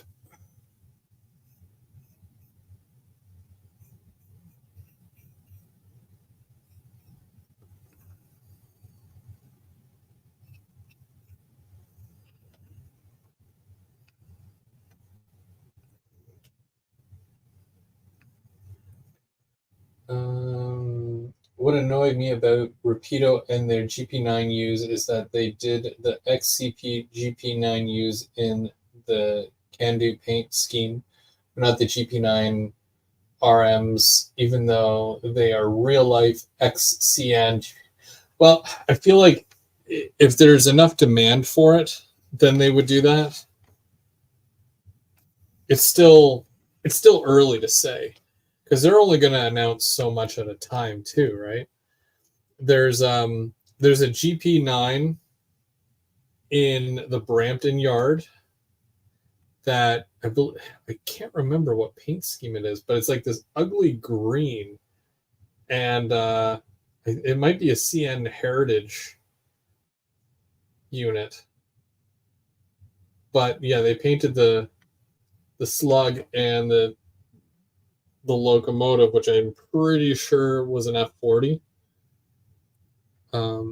Yeah, and it's like green.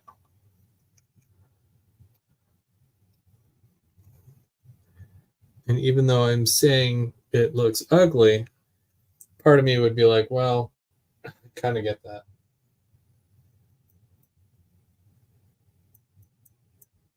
CSX has a really big engine shop here in Houston. Haven't found a way to see it yet. There's always a way. Where there's a will, there's a way.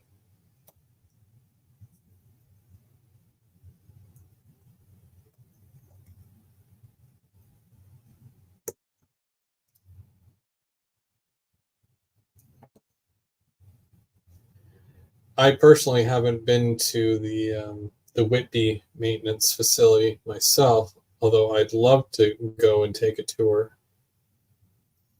It was one of those things that I was hoping to do as a group if I could ever manage it. And I would do it as a YouTuber meet and greet thing. Because it's something that we had spoke about a long time ago. And remember when, I don't know if anybody here remembers, but when I did a meet and greet, I set that up and we all got to meet at Otter Valley. That was a few years ago. After that, it was like, well, how do I top this? Because that was pretty good. I thought, okay, well, it'd be cool to do a tour of either the Whitby maintenance facility or even the Via Rail maintenance facility, which is at the other end of the city. But when I was speaking with Via Rail, they were going through a lot of maintenance and changes as well. So it's tough to get, clearance for a group of people to go through just for a tour. Seems like a liability sometimes. So I just kind of let it be. That's why I haven't really mentioned it or anything, but I try to work things out like that in the background. I'm okay doing the barbecue every at the end of summer every year. It seems like it's a lot less of a hassle than trying to get a tour of a shop like this.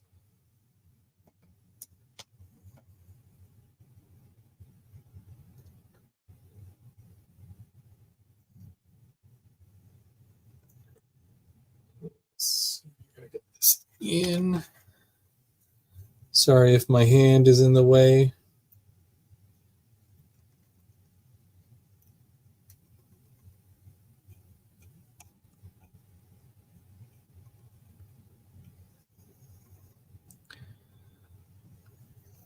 I'll be going to the Whitby Go facility on the Go train next Thursday. Do you want me to get video from the train for you? Yeah, absolutely.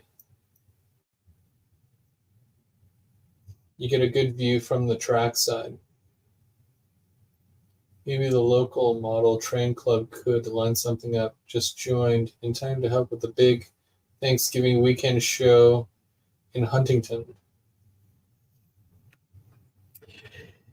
Yeah, it's tough to pull off something like that, you know.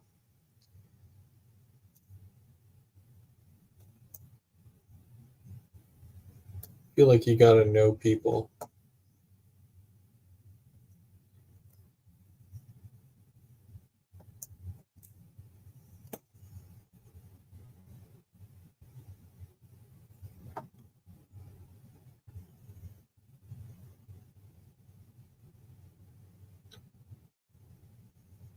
I find that Sparky is way more successful with pulling something like that together. Should have just mentioned it to him. Say, hey, Sparky, make this happen. He'd probably be able to do it.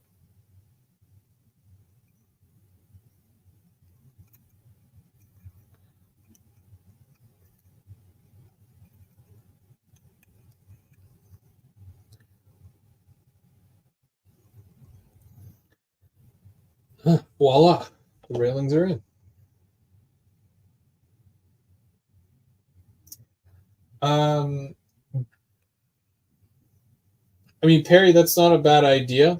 Do you have anybody in mind? I mean, the first person that comes to mind would be Josh, but I hate asking him Rapido related questions outside of work.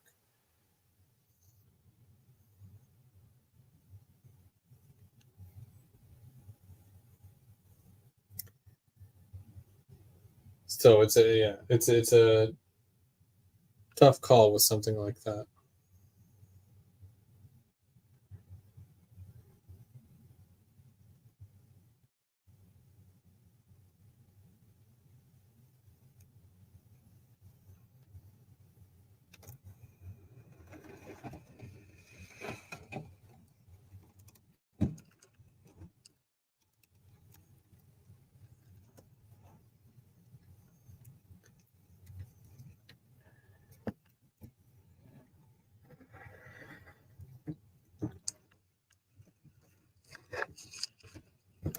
I mean, if anybody could, it would be them.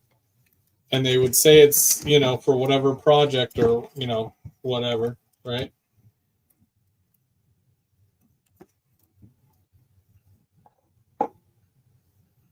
And then if Jason was involved in any sort of way, it would be a matter of saying, okay, well, if we set up a donation thing to the Historical Rail Association or whatever, then, well, donate, and then let's make that happen so that,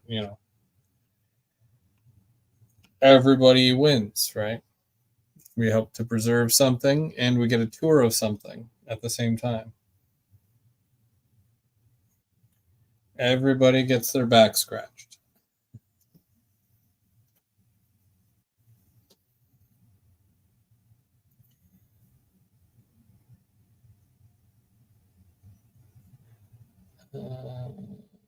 Currently not running. An old Central Kansas Railway unit. Took me a while to figure out what it was.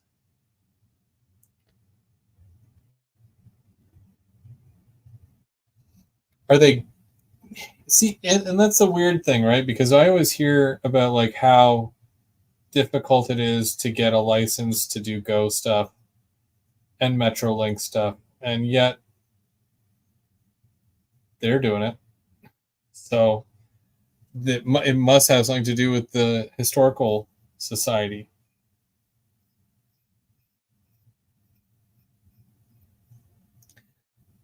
If I'm putting two and two together, that would be my guess.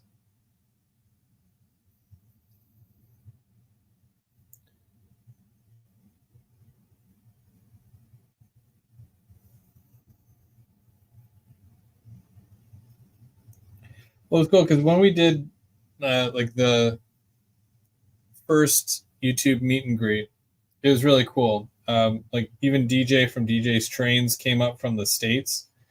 So, of course, like I was watching him for like the longest time, even though he does N scale, nothing wrong with that.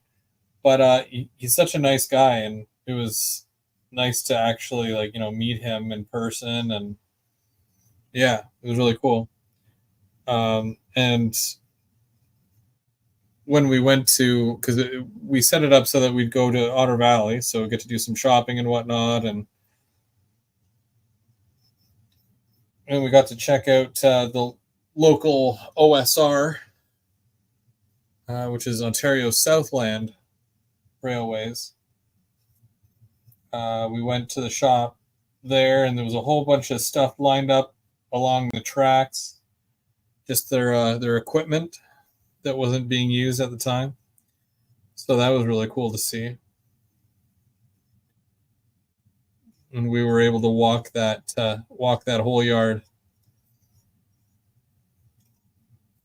In fact, you can probably see some of that. If you go to the OVR website, there's a video on the landing page. It's Tim's from They Make It Like That, and that was from that day. So that was pretty cool. If you ever go to the OVRtrains.com website, the video that shows up on the landing screen is from that meet and greet day.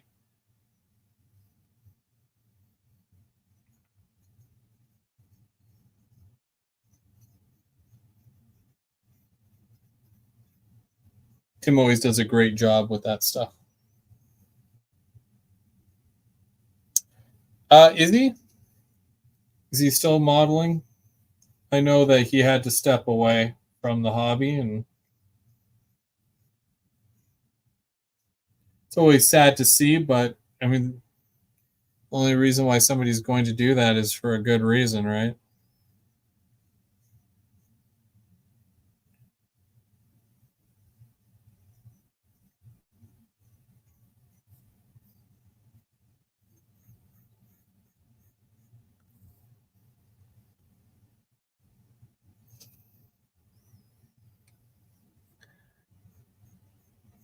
Yeah, I saw that.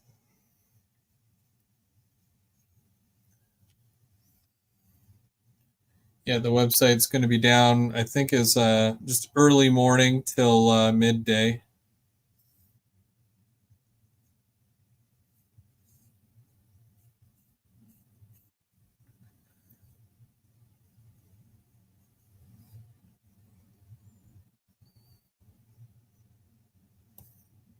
Then it'll be back online.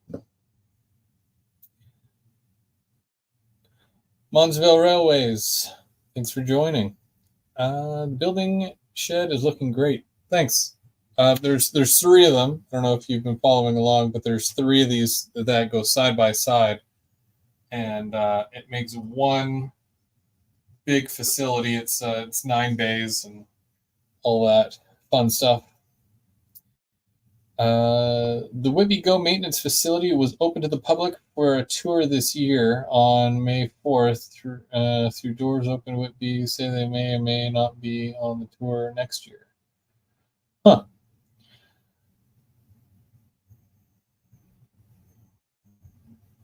Yeah, I'd love to go do a tour. That'd be awesome.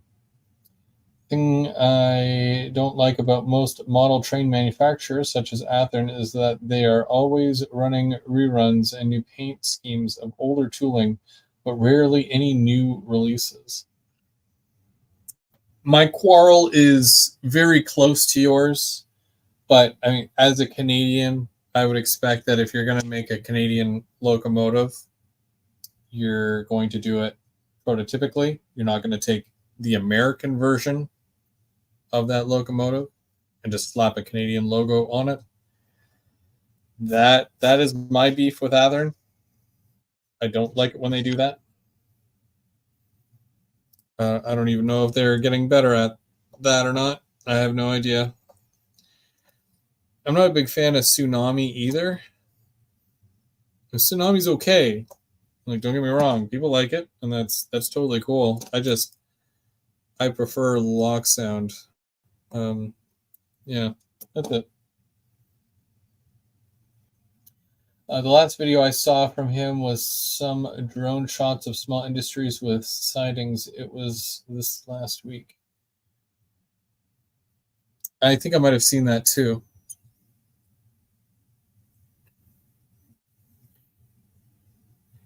Yeah, he was always very active with the drone shots. It's a cool feature. I've always wanted to try flying a drone, let alone railfanning with a drone, you know?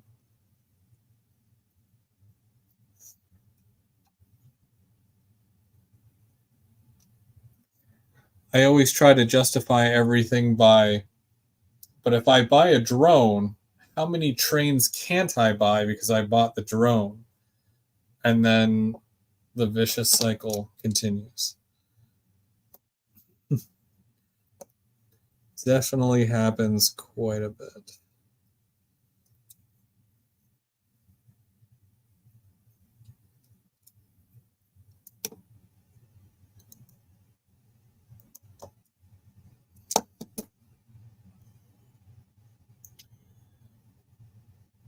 As a Canadian, it annoys me that Athearn recently is making a new run of the GMD GP38-2s in the CP rail paint scheme, but no CN-ONR versions.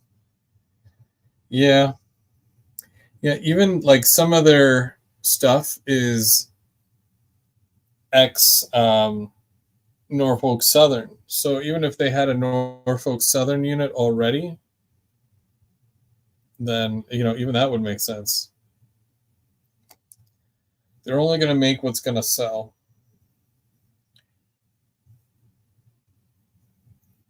And then, of course, if something doesn't sell, like the P42s in the Via Rail that they've been pushing lately, they probably have so many of those left over, and they're not selling because not a lot of people were happy with them.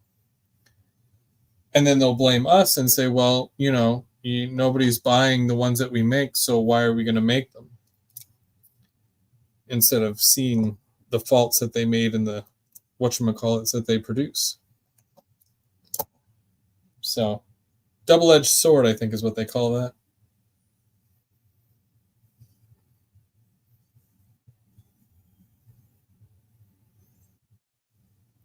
I'm hoping to get a drone this winter. Want to video the Canova, West Virginia area. Really cool rail fanning. I just need to get out more, personally. There's literally like just one spot that I go rail fanning, and it's like 45 minutes away. So Yeah, but I've always been happy going there because you see some CP and you see some VIA. That's good enough for me. You know, I like to be able to pull out the lawn chair and just make a day of it. You know.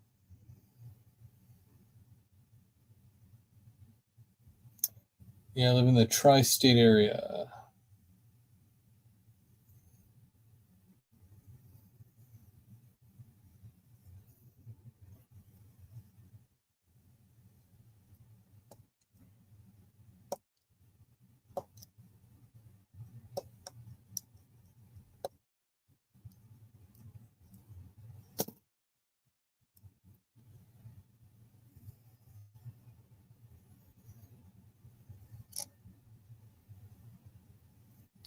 This whole white glue idea, I think, works really well.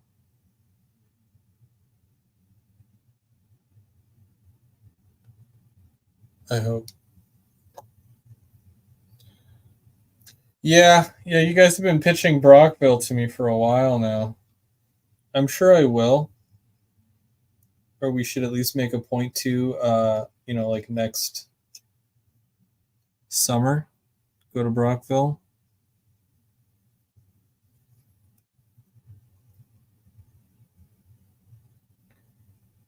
Even like there was another place that Brandon took me where it was, I think it was near Montreal or something. And it was the CN main line. So, we saw quite a bit. We still saw the VIA. It basically switched the CP for CN at that point, and it was a little bit further. I'm finishing up my last Railfanning video at Canova from last month. Got CSX Mo train heading west.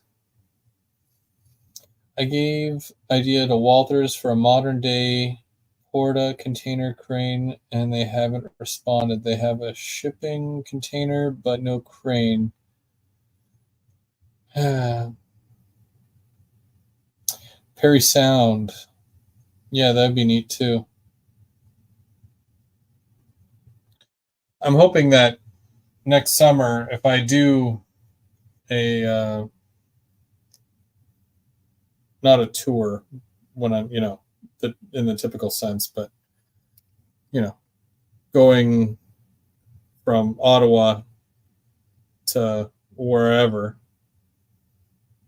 that I can check a few places off my list as if I have a list.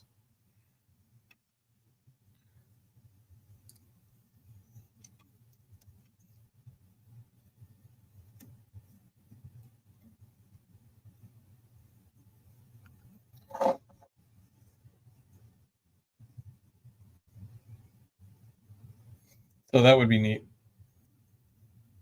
Again, I don't really have a list, but I do need to get out more. At least that's what I've been saying for the last 4 or 5 years. I'm getting better, though. I swear I'm getting better.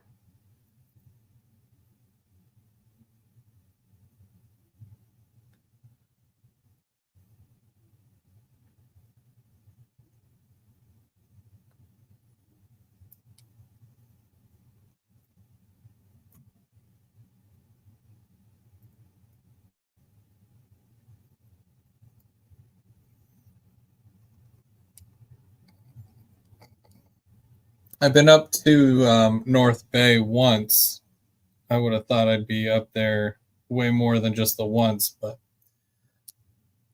we were going to Manitoulin Island, which was way past North Bay, but I wanted to make sure that if I'm driving by North Bay that we stop, in North Bay. Got to see some gondolas, the ONR gondolas. That was cool.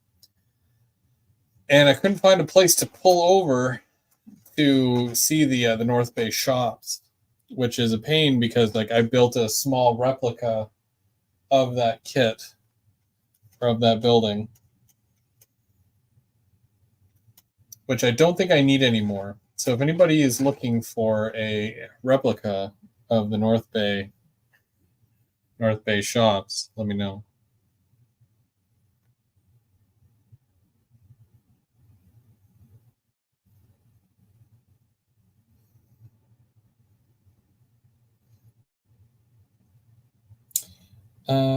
Trackside action. Oh yeah, lots of cool trains. There is an incredible double main trestle bridge in Canova that crosses the Ohio River and runs into South Point. I want to catch O&R on film at some point. Never seen them in person. Yeah, they're about 3 hours west for me. Since I've been chasing trains, I get out more. Hey, Papa John, how's it going? When you start to think of how many locomotives I can buy if I don't buy this thing. Yep. That is definitely model railway currency. Indeed. Chris, you and Perry, Trackside Mike, you guys should come to Jersey and go to Northlands model train land in Flemington, New Jersey. Yeah, that would be cool. Where was it? My wife wants to go to Salem, which is probably on it. Is that in Massachusetts, or is that near Massachusetts? Something like that. So she wants to go to Salem, which I'm okay with. And we also want to go to Legoland, which we would obviously take our kids to, and that's on the way to New York. I think it's in Buffalo or something. It's just past Springfield.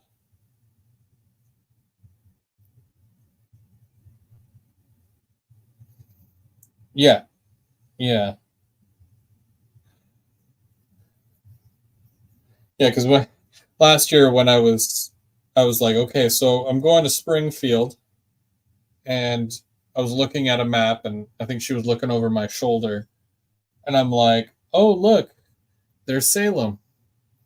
She's like, oh, I've always wanted to go to Salem, but it's like when you go, right around October, it's too touristy and it's busy and whatnot. So, but like that's the only time it makes sense to go.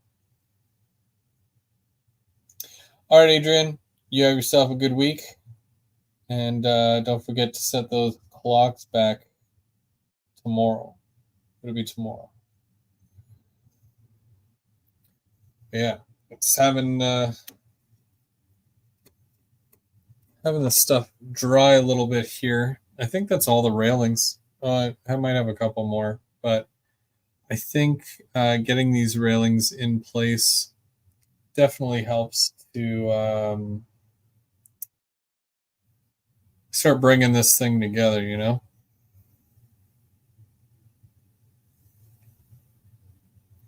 And when you get to this point, it's this point where you're like, I don't want to mess something up, because then it ruins the whole thing. And then it's like, well, do I take it apart? Do I try my best to fix it or cover it up? Or, what do you do at this point? What can you do?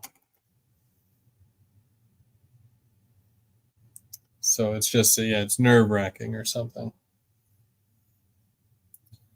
If you go to Jersey, you need to work on your fist pumps and wearing sunglasses indoors. I already wear my sunglasses indoors, and sometimes at night. Salem is 2 hours from here. Yeah. Al, are you?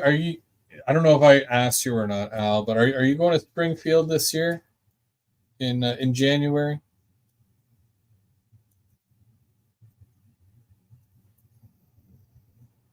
Oh, Brian, I don't know if I showed you my lights. These are my lights. These are I've got LED strip lighting here, and every single one of these walkways, it's lined underneath with the strip lighting, and then all the wires. I think I can do this without breaking anything. All the wires are coming out of the underside. See all those wires? So all I got to do is connect it to a power source, and I will have LED lights running on all of these things here.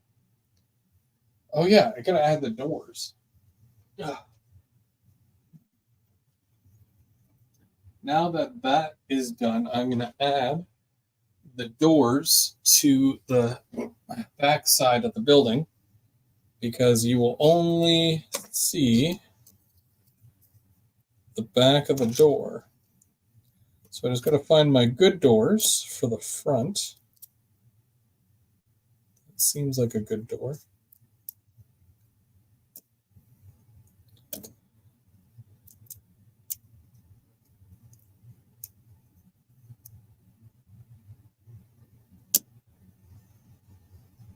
Oh, you live in, okay. So that works for you then. Okay. Yeah. That's cool. I'm really excited for Springfield again. I hope to see you there.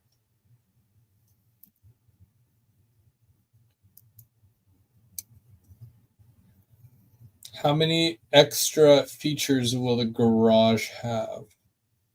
Well, as far as what I have worked out,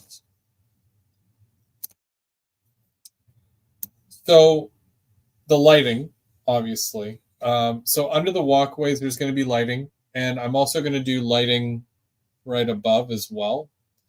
It's all going to be connected to the same outlet. So if I don't want the whole thing super bright, I can dim it, and it'll all dim to the same consistency. I don't know, is that the word? Polarity? I don't know. So it'll all be the same brightness. Anyways, I'm going to add a lot of little detail figures. I want to add piping and whatnot still as well.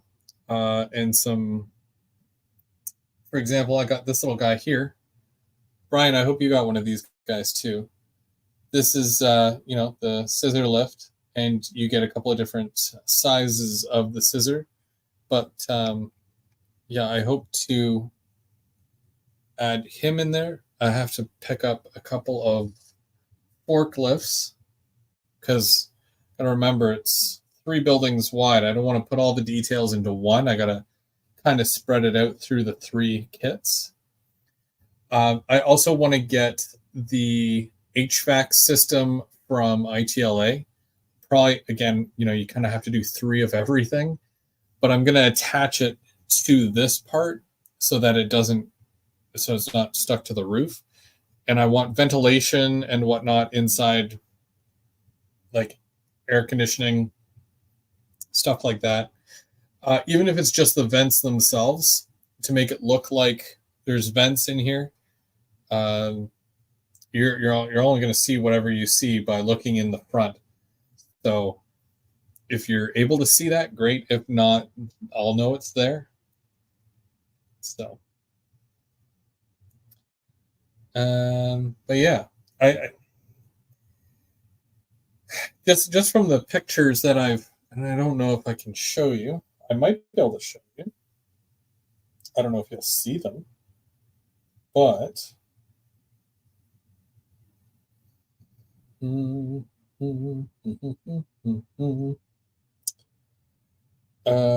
looking for the pictures of the shop. I've got too many pictures of my cat.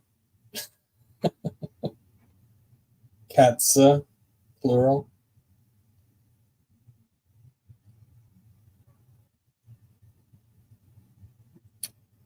So many pictures of the cats. Oh my gosh. Okay, so here's a picture of. Okay, I don't know if you guys can see this or not. So here's one of those still shots that I took of the video, and obviously you can see everything looks very clean for the most part. So for me to, make make it too weathered might be a stretch. So that's why I'm trying to keep it as clean as possible. Again, this was another one of those inspirational kind of shots where holding up the rail, you've got your white pillars,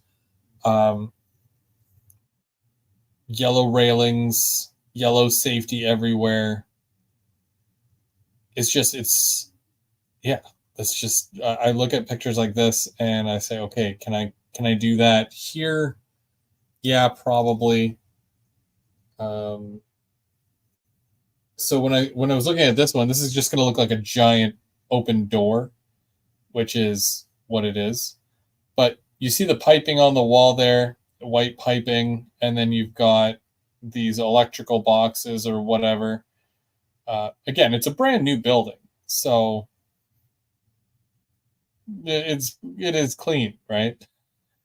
But yeah, you've got all this piping and whatnot on the wall. I don't know how much of this is you're actually would see, but I'm gonna try to do a version of that. Here is another shot that I really like because you're higher up and you can kind of see the roof ventilation as well. So I'm going to see if I can just make this fit here. I know it's really hard to tell what any of this is. Yeah, the exit sign, that might be little. It'll definitely be little, but see what I can come up with, right? Like there's just a lot of piping. There's a lot of ventilation up above. Oh, this is another really good shot with the door closed. Let's let it focus. And again, you've got that side wall, right? So this is probably taken from one of the pits. You got a guy working there, and there's some tanks over on the side. Not sure if that's a water tank. It might be. And then you've got some black piping going up, which is probably some sort of drainage of some sort. And then you've got those electrical boxes with pipes going up to them and then coming up out of the top and then going right down to the other end of the shop. The back side of the door looks really cool too, but you probably won't see that. Again, I'm trying to keep to the colorway, right? So the back of the door is gray where the outside of the door is black. That's what I did. Walls are white, white striping. This one was cool. This is a cool shot here because when you watch it as a video, that crane that's right up above, which is more of an orangey color than a yellow, that was moving from the back of the shop to the front of the shop. And I'm like, well, that's a pretty big crane and it won't go the entire length of my shop. So we'll have to see what happens. But yeah, I like the look of that as well. And here it is, of course, at the back. You can see it way at the back of the shop there, and a lot more is exposed here, and you can see a lot of little detail parts that need to be added.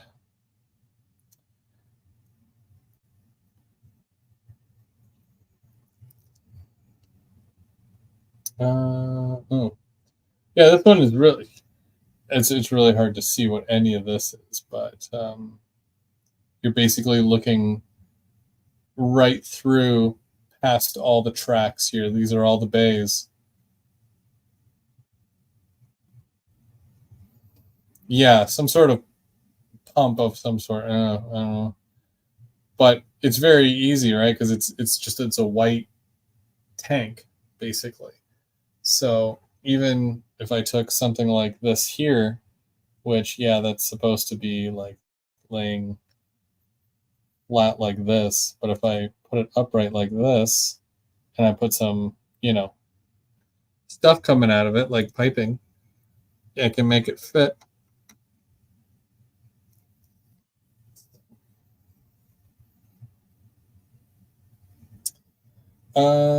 Here's another good shot.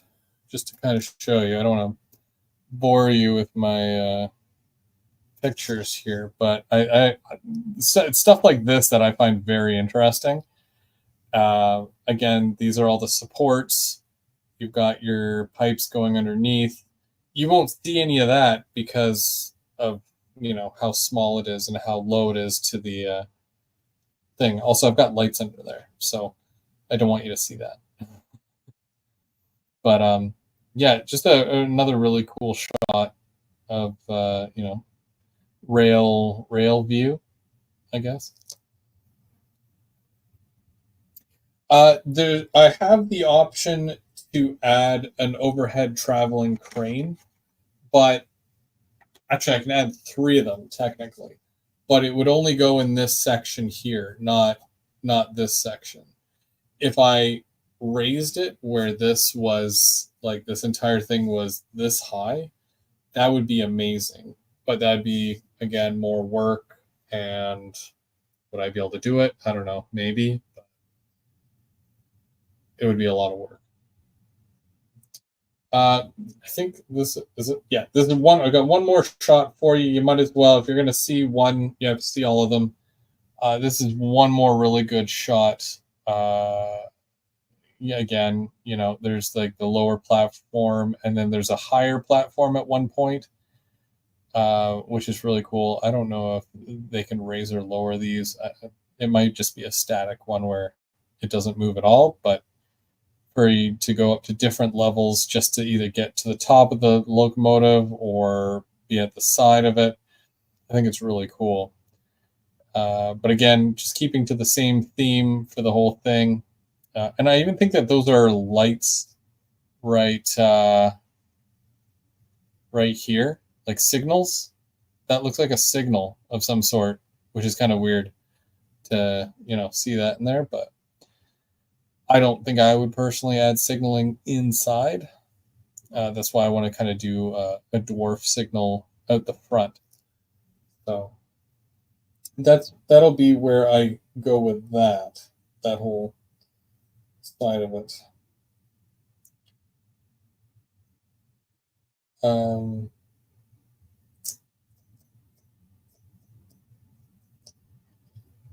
feel like there was another.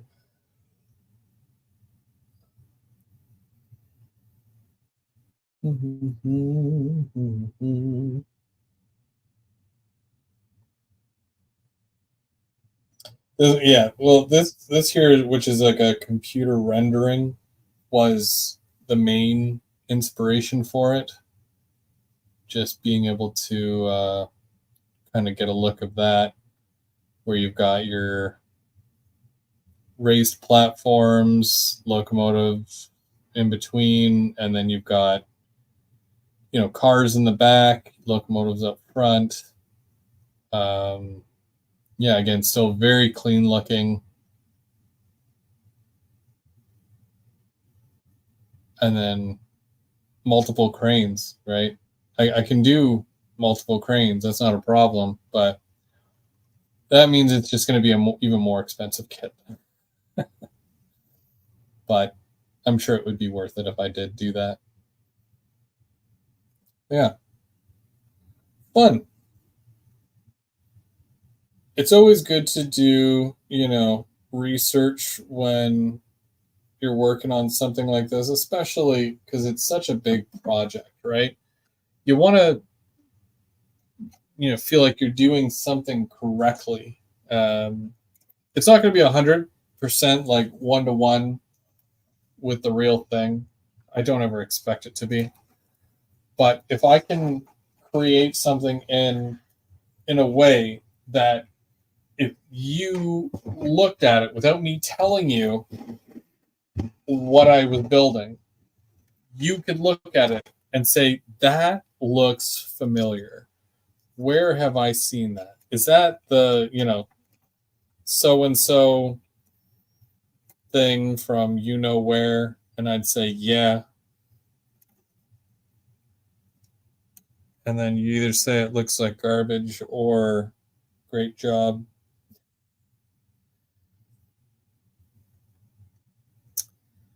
Okay, so I gotta somehow.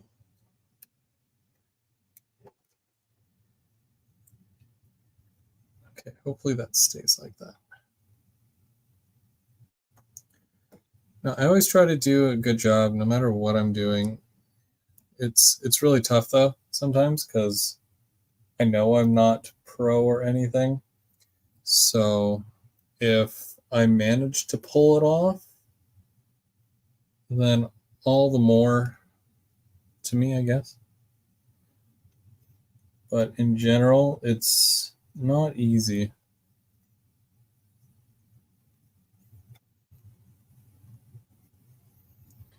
Now I just have it tilted a little bit because doing these doors, again, not easy.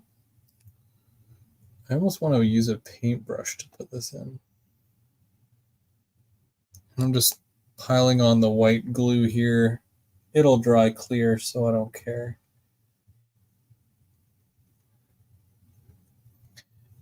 And I'm just sealing up the back door because that's going up against a wall.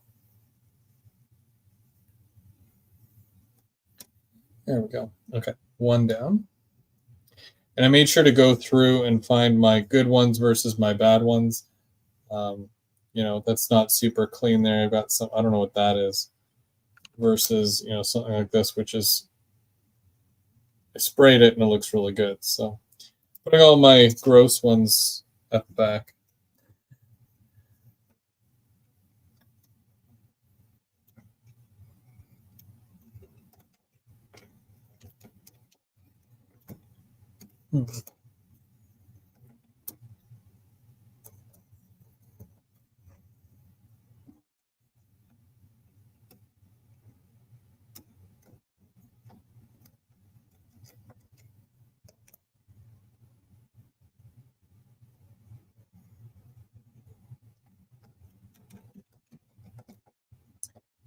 Fix this.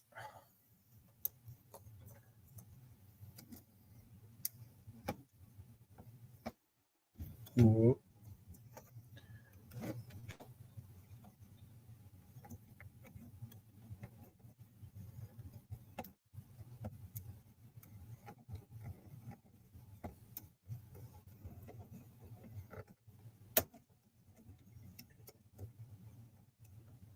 Okay, so hopefully that stays put. Again, I'm really sorry that you cannot see exactly what I'm doing here, but I can assure you that I'm gluing a door in to the shop. I'll show you once it's glued on.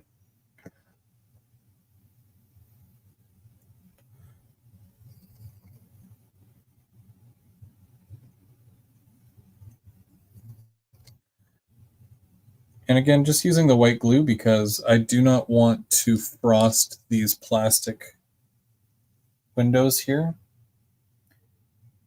It's way too close to the clear plastic.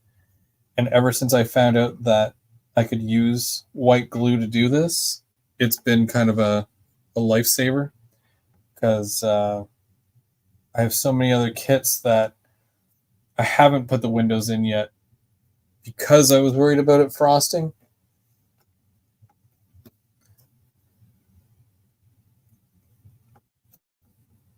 So I'm happy to see that there's something that will correct that.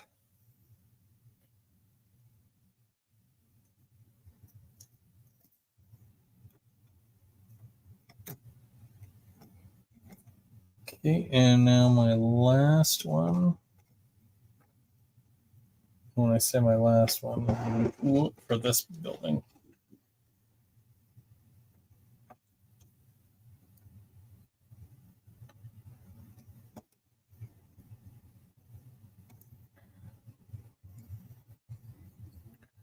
Hey, Steve, how's it going?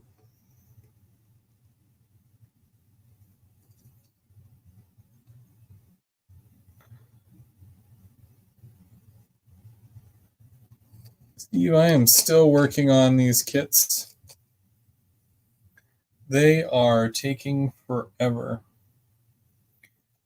However, I really like them. They're really good.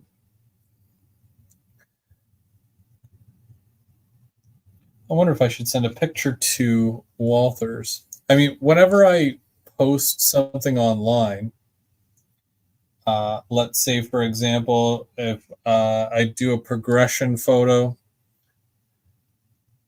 and just to kind of show the work that I'm doing, and I post it to Instagram, which I do, and I do that often, I'll tag Walthers, and I'm pretty sure they follow me. They never say anything to me, but they do follow me.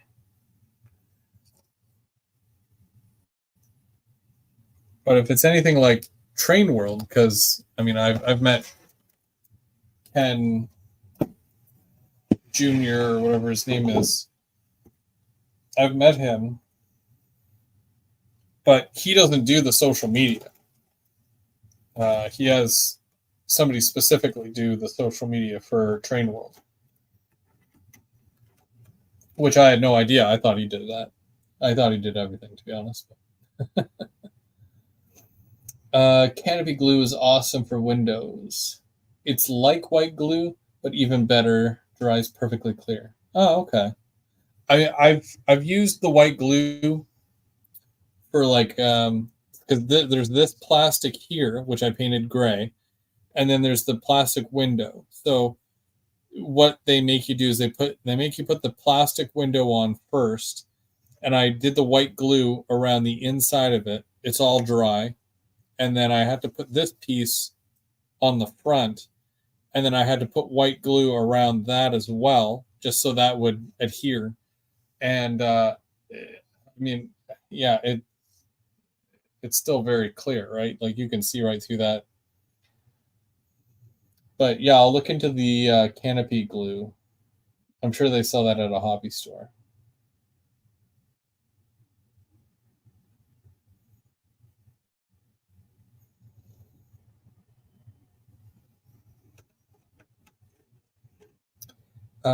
There's also the eavesdropping. Well, not the eavesdropping, but the gutters that go down. I'll probably have to do something with that as well. But I think that that's the kind of thing that I'll add once, like I have the land filled in and stuff and all that. Oh, these are the doors here, but of course, like this is the back of the building. I don't have to do anything with them. There's nothing special about this because you will never see this except for right now. You might see this because that's the back of the shop.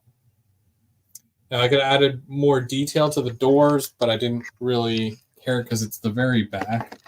And I'm like, how much of this will you actually see? Probably not too much. But yeah. So I'm going to put this up there, and I'm going to pull down another one, and I'm going to put the doors on that one.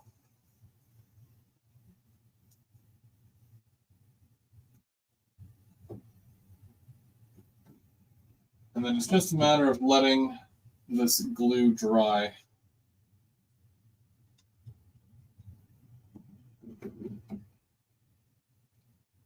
I actually got quite a bit done tonight, a lot more than what I thought I would. So I'm very pleased with the work that I somewhat accomplished. What is this? What are you from? I don't know what that is. Okay. Gotta prop this up somehow. Okay, there we go. I just gotta hold it, that's all. What time is it? 10:25? Oof. Past my bedtime for sure. Nah, I'm kidding. It's the weekend. I don't have a bedtime on the weekend. In reality, it's past my bedtime, though, because I'm pretty tired. It's been a long day.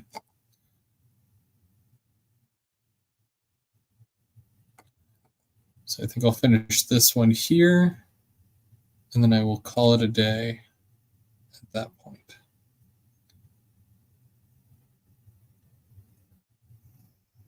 I'm going to use a paintbrush because using a toothpick to do this is painful.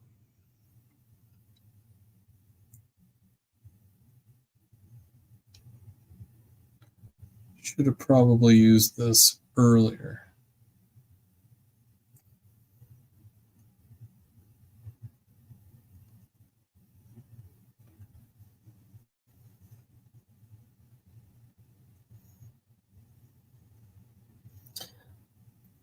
We're talking hobby shops. The great debate of hobby shops.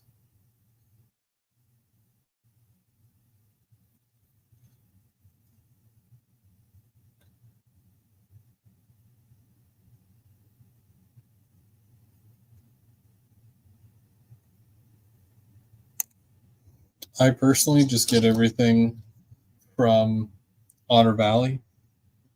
It's the way it's always been for me. But for the times that I can't order or make it out to the store, I will indeed stop by my local hobby store for some quick supplies or whatever. No point in getting something shipped, paying for shipping when it's like, it's just down the road or whatever. Also, the stuff that I would buy, it's like the same price everywhere. So it's not like I'm saving money. Normally, I would just get a big order from Otter Valley, though. That's normally what I would do. And then get that extra stuff added. Like glue or whatever.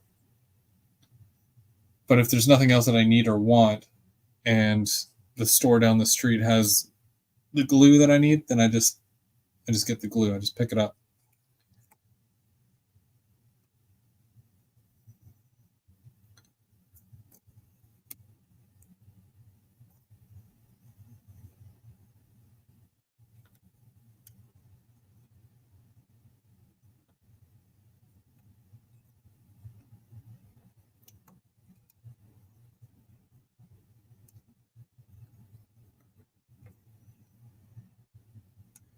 Come on.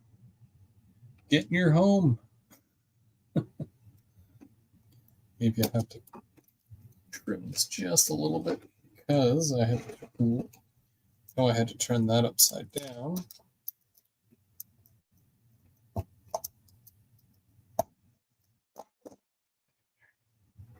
Now try it. There. Perfect. And none's the wiser.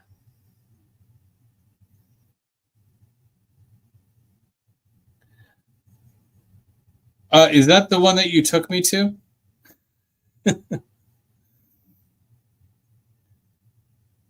Brian? I need supplies. What do they have? I don't know. They've got like stuff.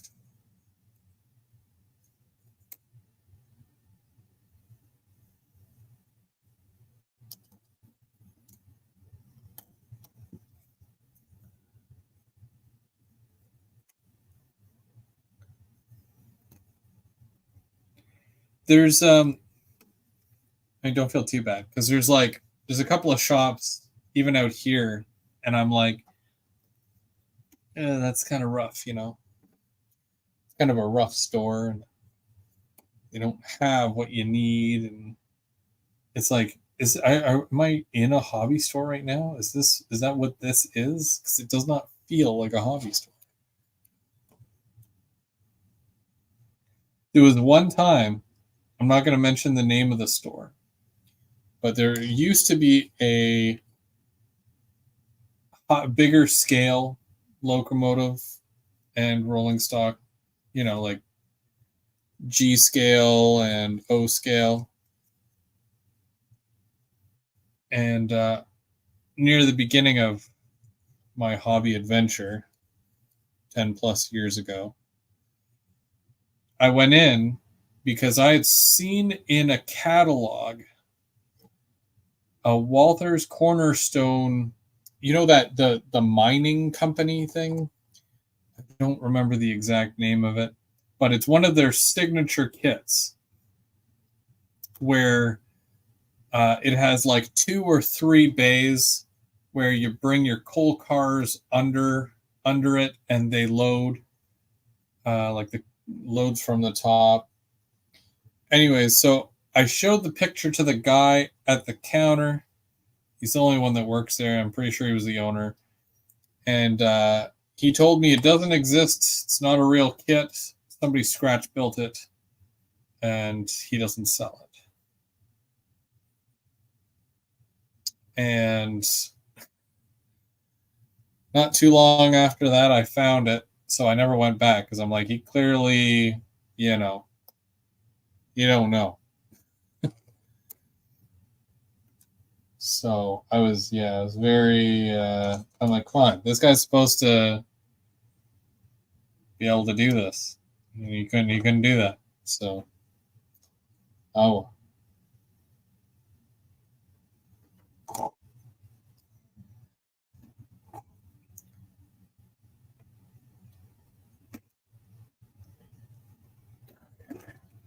So that's 3 more doors.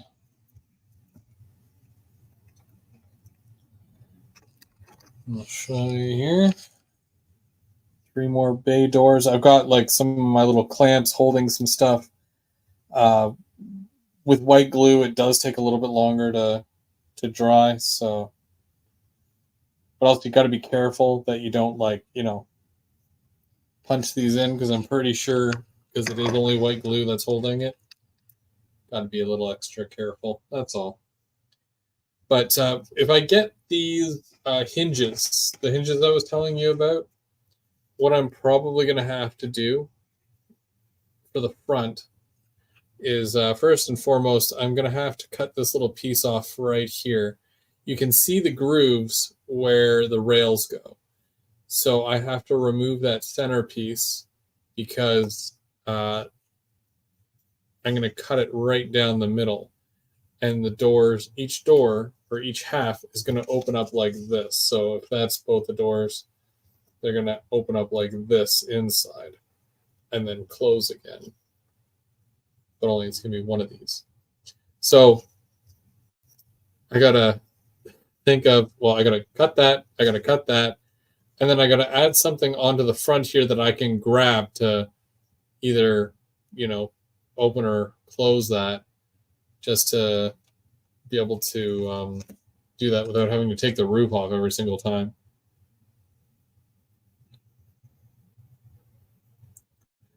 Let's see. The closest store only gets paints and supplies. Gee, Chris, you have a lot of interior paint to do on those white structure metal in a machine shop. Yeah, they're white walls. I mean, a lot of it's going to be covered up anyways, but yes, that is why my wallet is always lighter when leaving the store.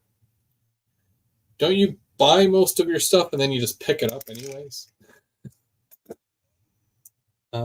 Test fit a bi-level car first before putting the doors in. Okay.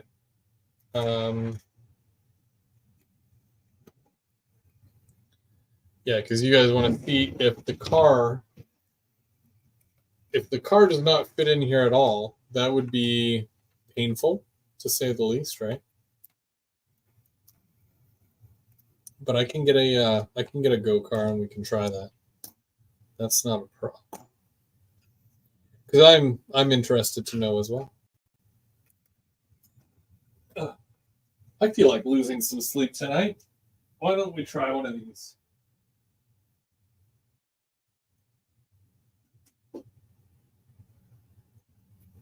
But at the same time, I feel like if a box car, like this is a high cube box car. Oh, wow, that doesn't fit. Huh. Okay. Well, the high cube boxcar doesn't fit. Not like I was planning on putting high cube boxcars in there, but that's interesting. Okay, I've got one of my Rapido bi-levels here. Ooh, shiny.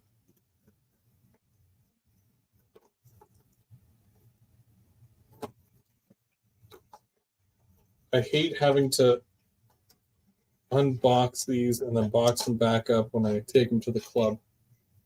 Such a pain. Oh, this is the cab car. Even better.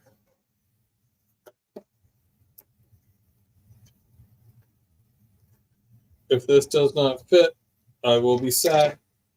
Okay, here we go. So, I put that on the rails. Whoops.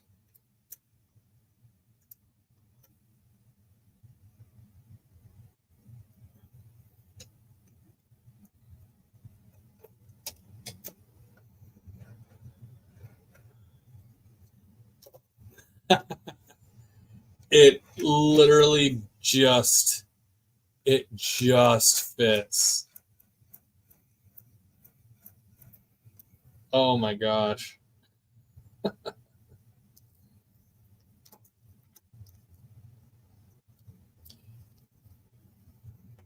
Stupid me should have really considered thinking of whether or not it would fit instead of assuming it would fit. But it does fit.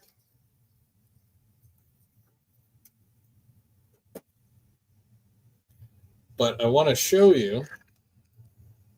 Oh, that was 100% luck. There's none of that was factual and calculated properly. I want to show you this just so that we're on the same page here.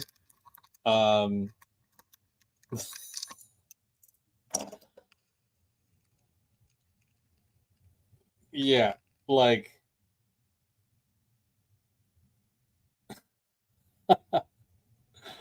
I'm gonna sleep good tonight.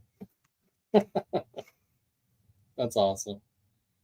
You know the neat thing, if I look at it from the sides here, it's like that's kind of neat because it's the exact same length as the car, so that's cool. But yeah, it does fit. They can do whatever maintenance on it, and yeah,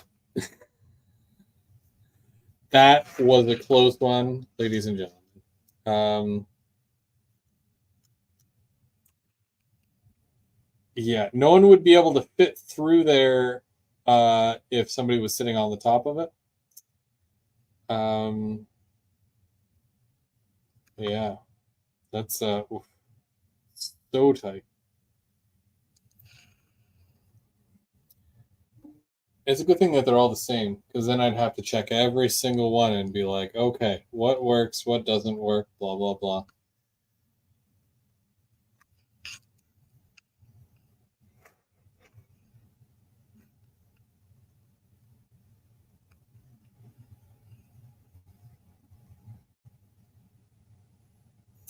Hey, Brian Rock, how's it going?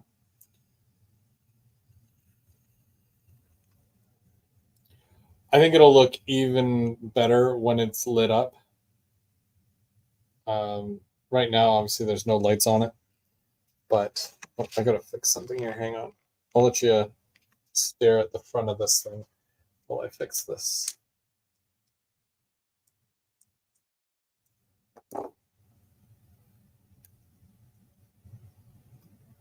There we go. Okay. Yeah, that was just moving that, and I don't want that to move.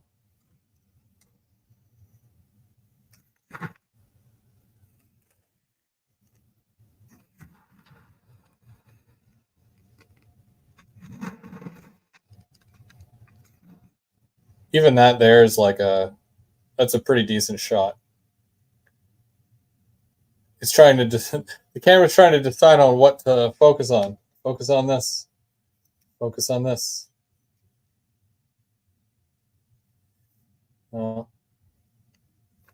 Still have way more to do, but I'm very happy with the overall, look and vibe of this thing, because yeah, it's pretty cool.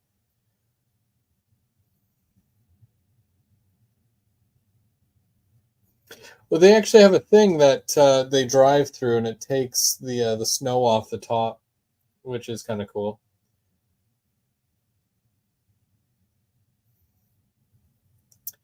Yeah, yeah. As far as like with the doors, like there's supposed to be some level stuff there where it's not raised platform, but I didn't change anything with this. I didn't want to go too ham with it and start readjusting the walkways.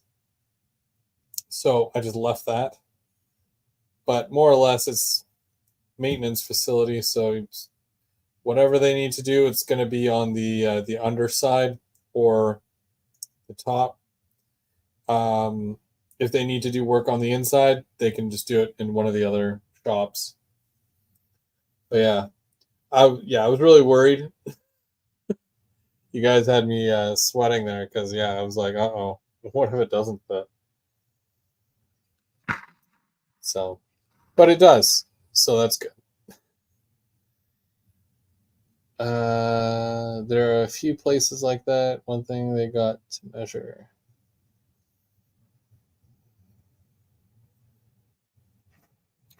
Very close. Very. Well, and it's off the rail. What did I do? I hit it. Put this in the pool.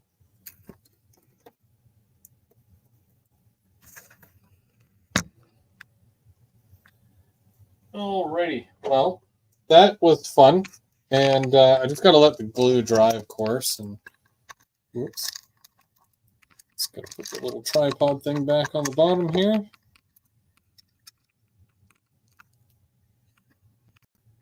Maybe not a cab car. I mean, they're all basically the same size, anyways, right?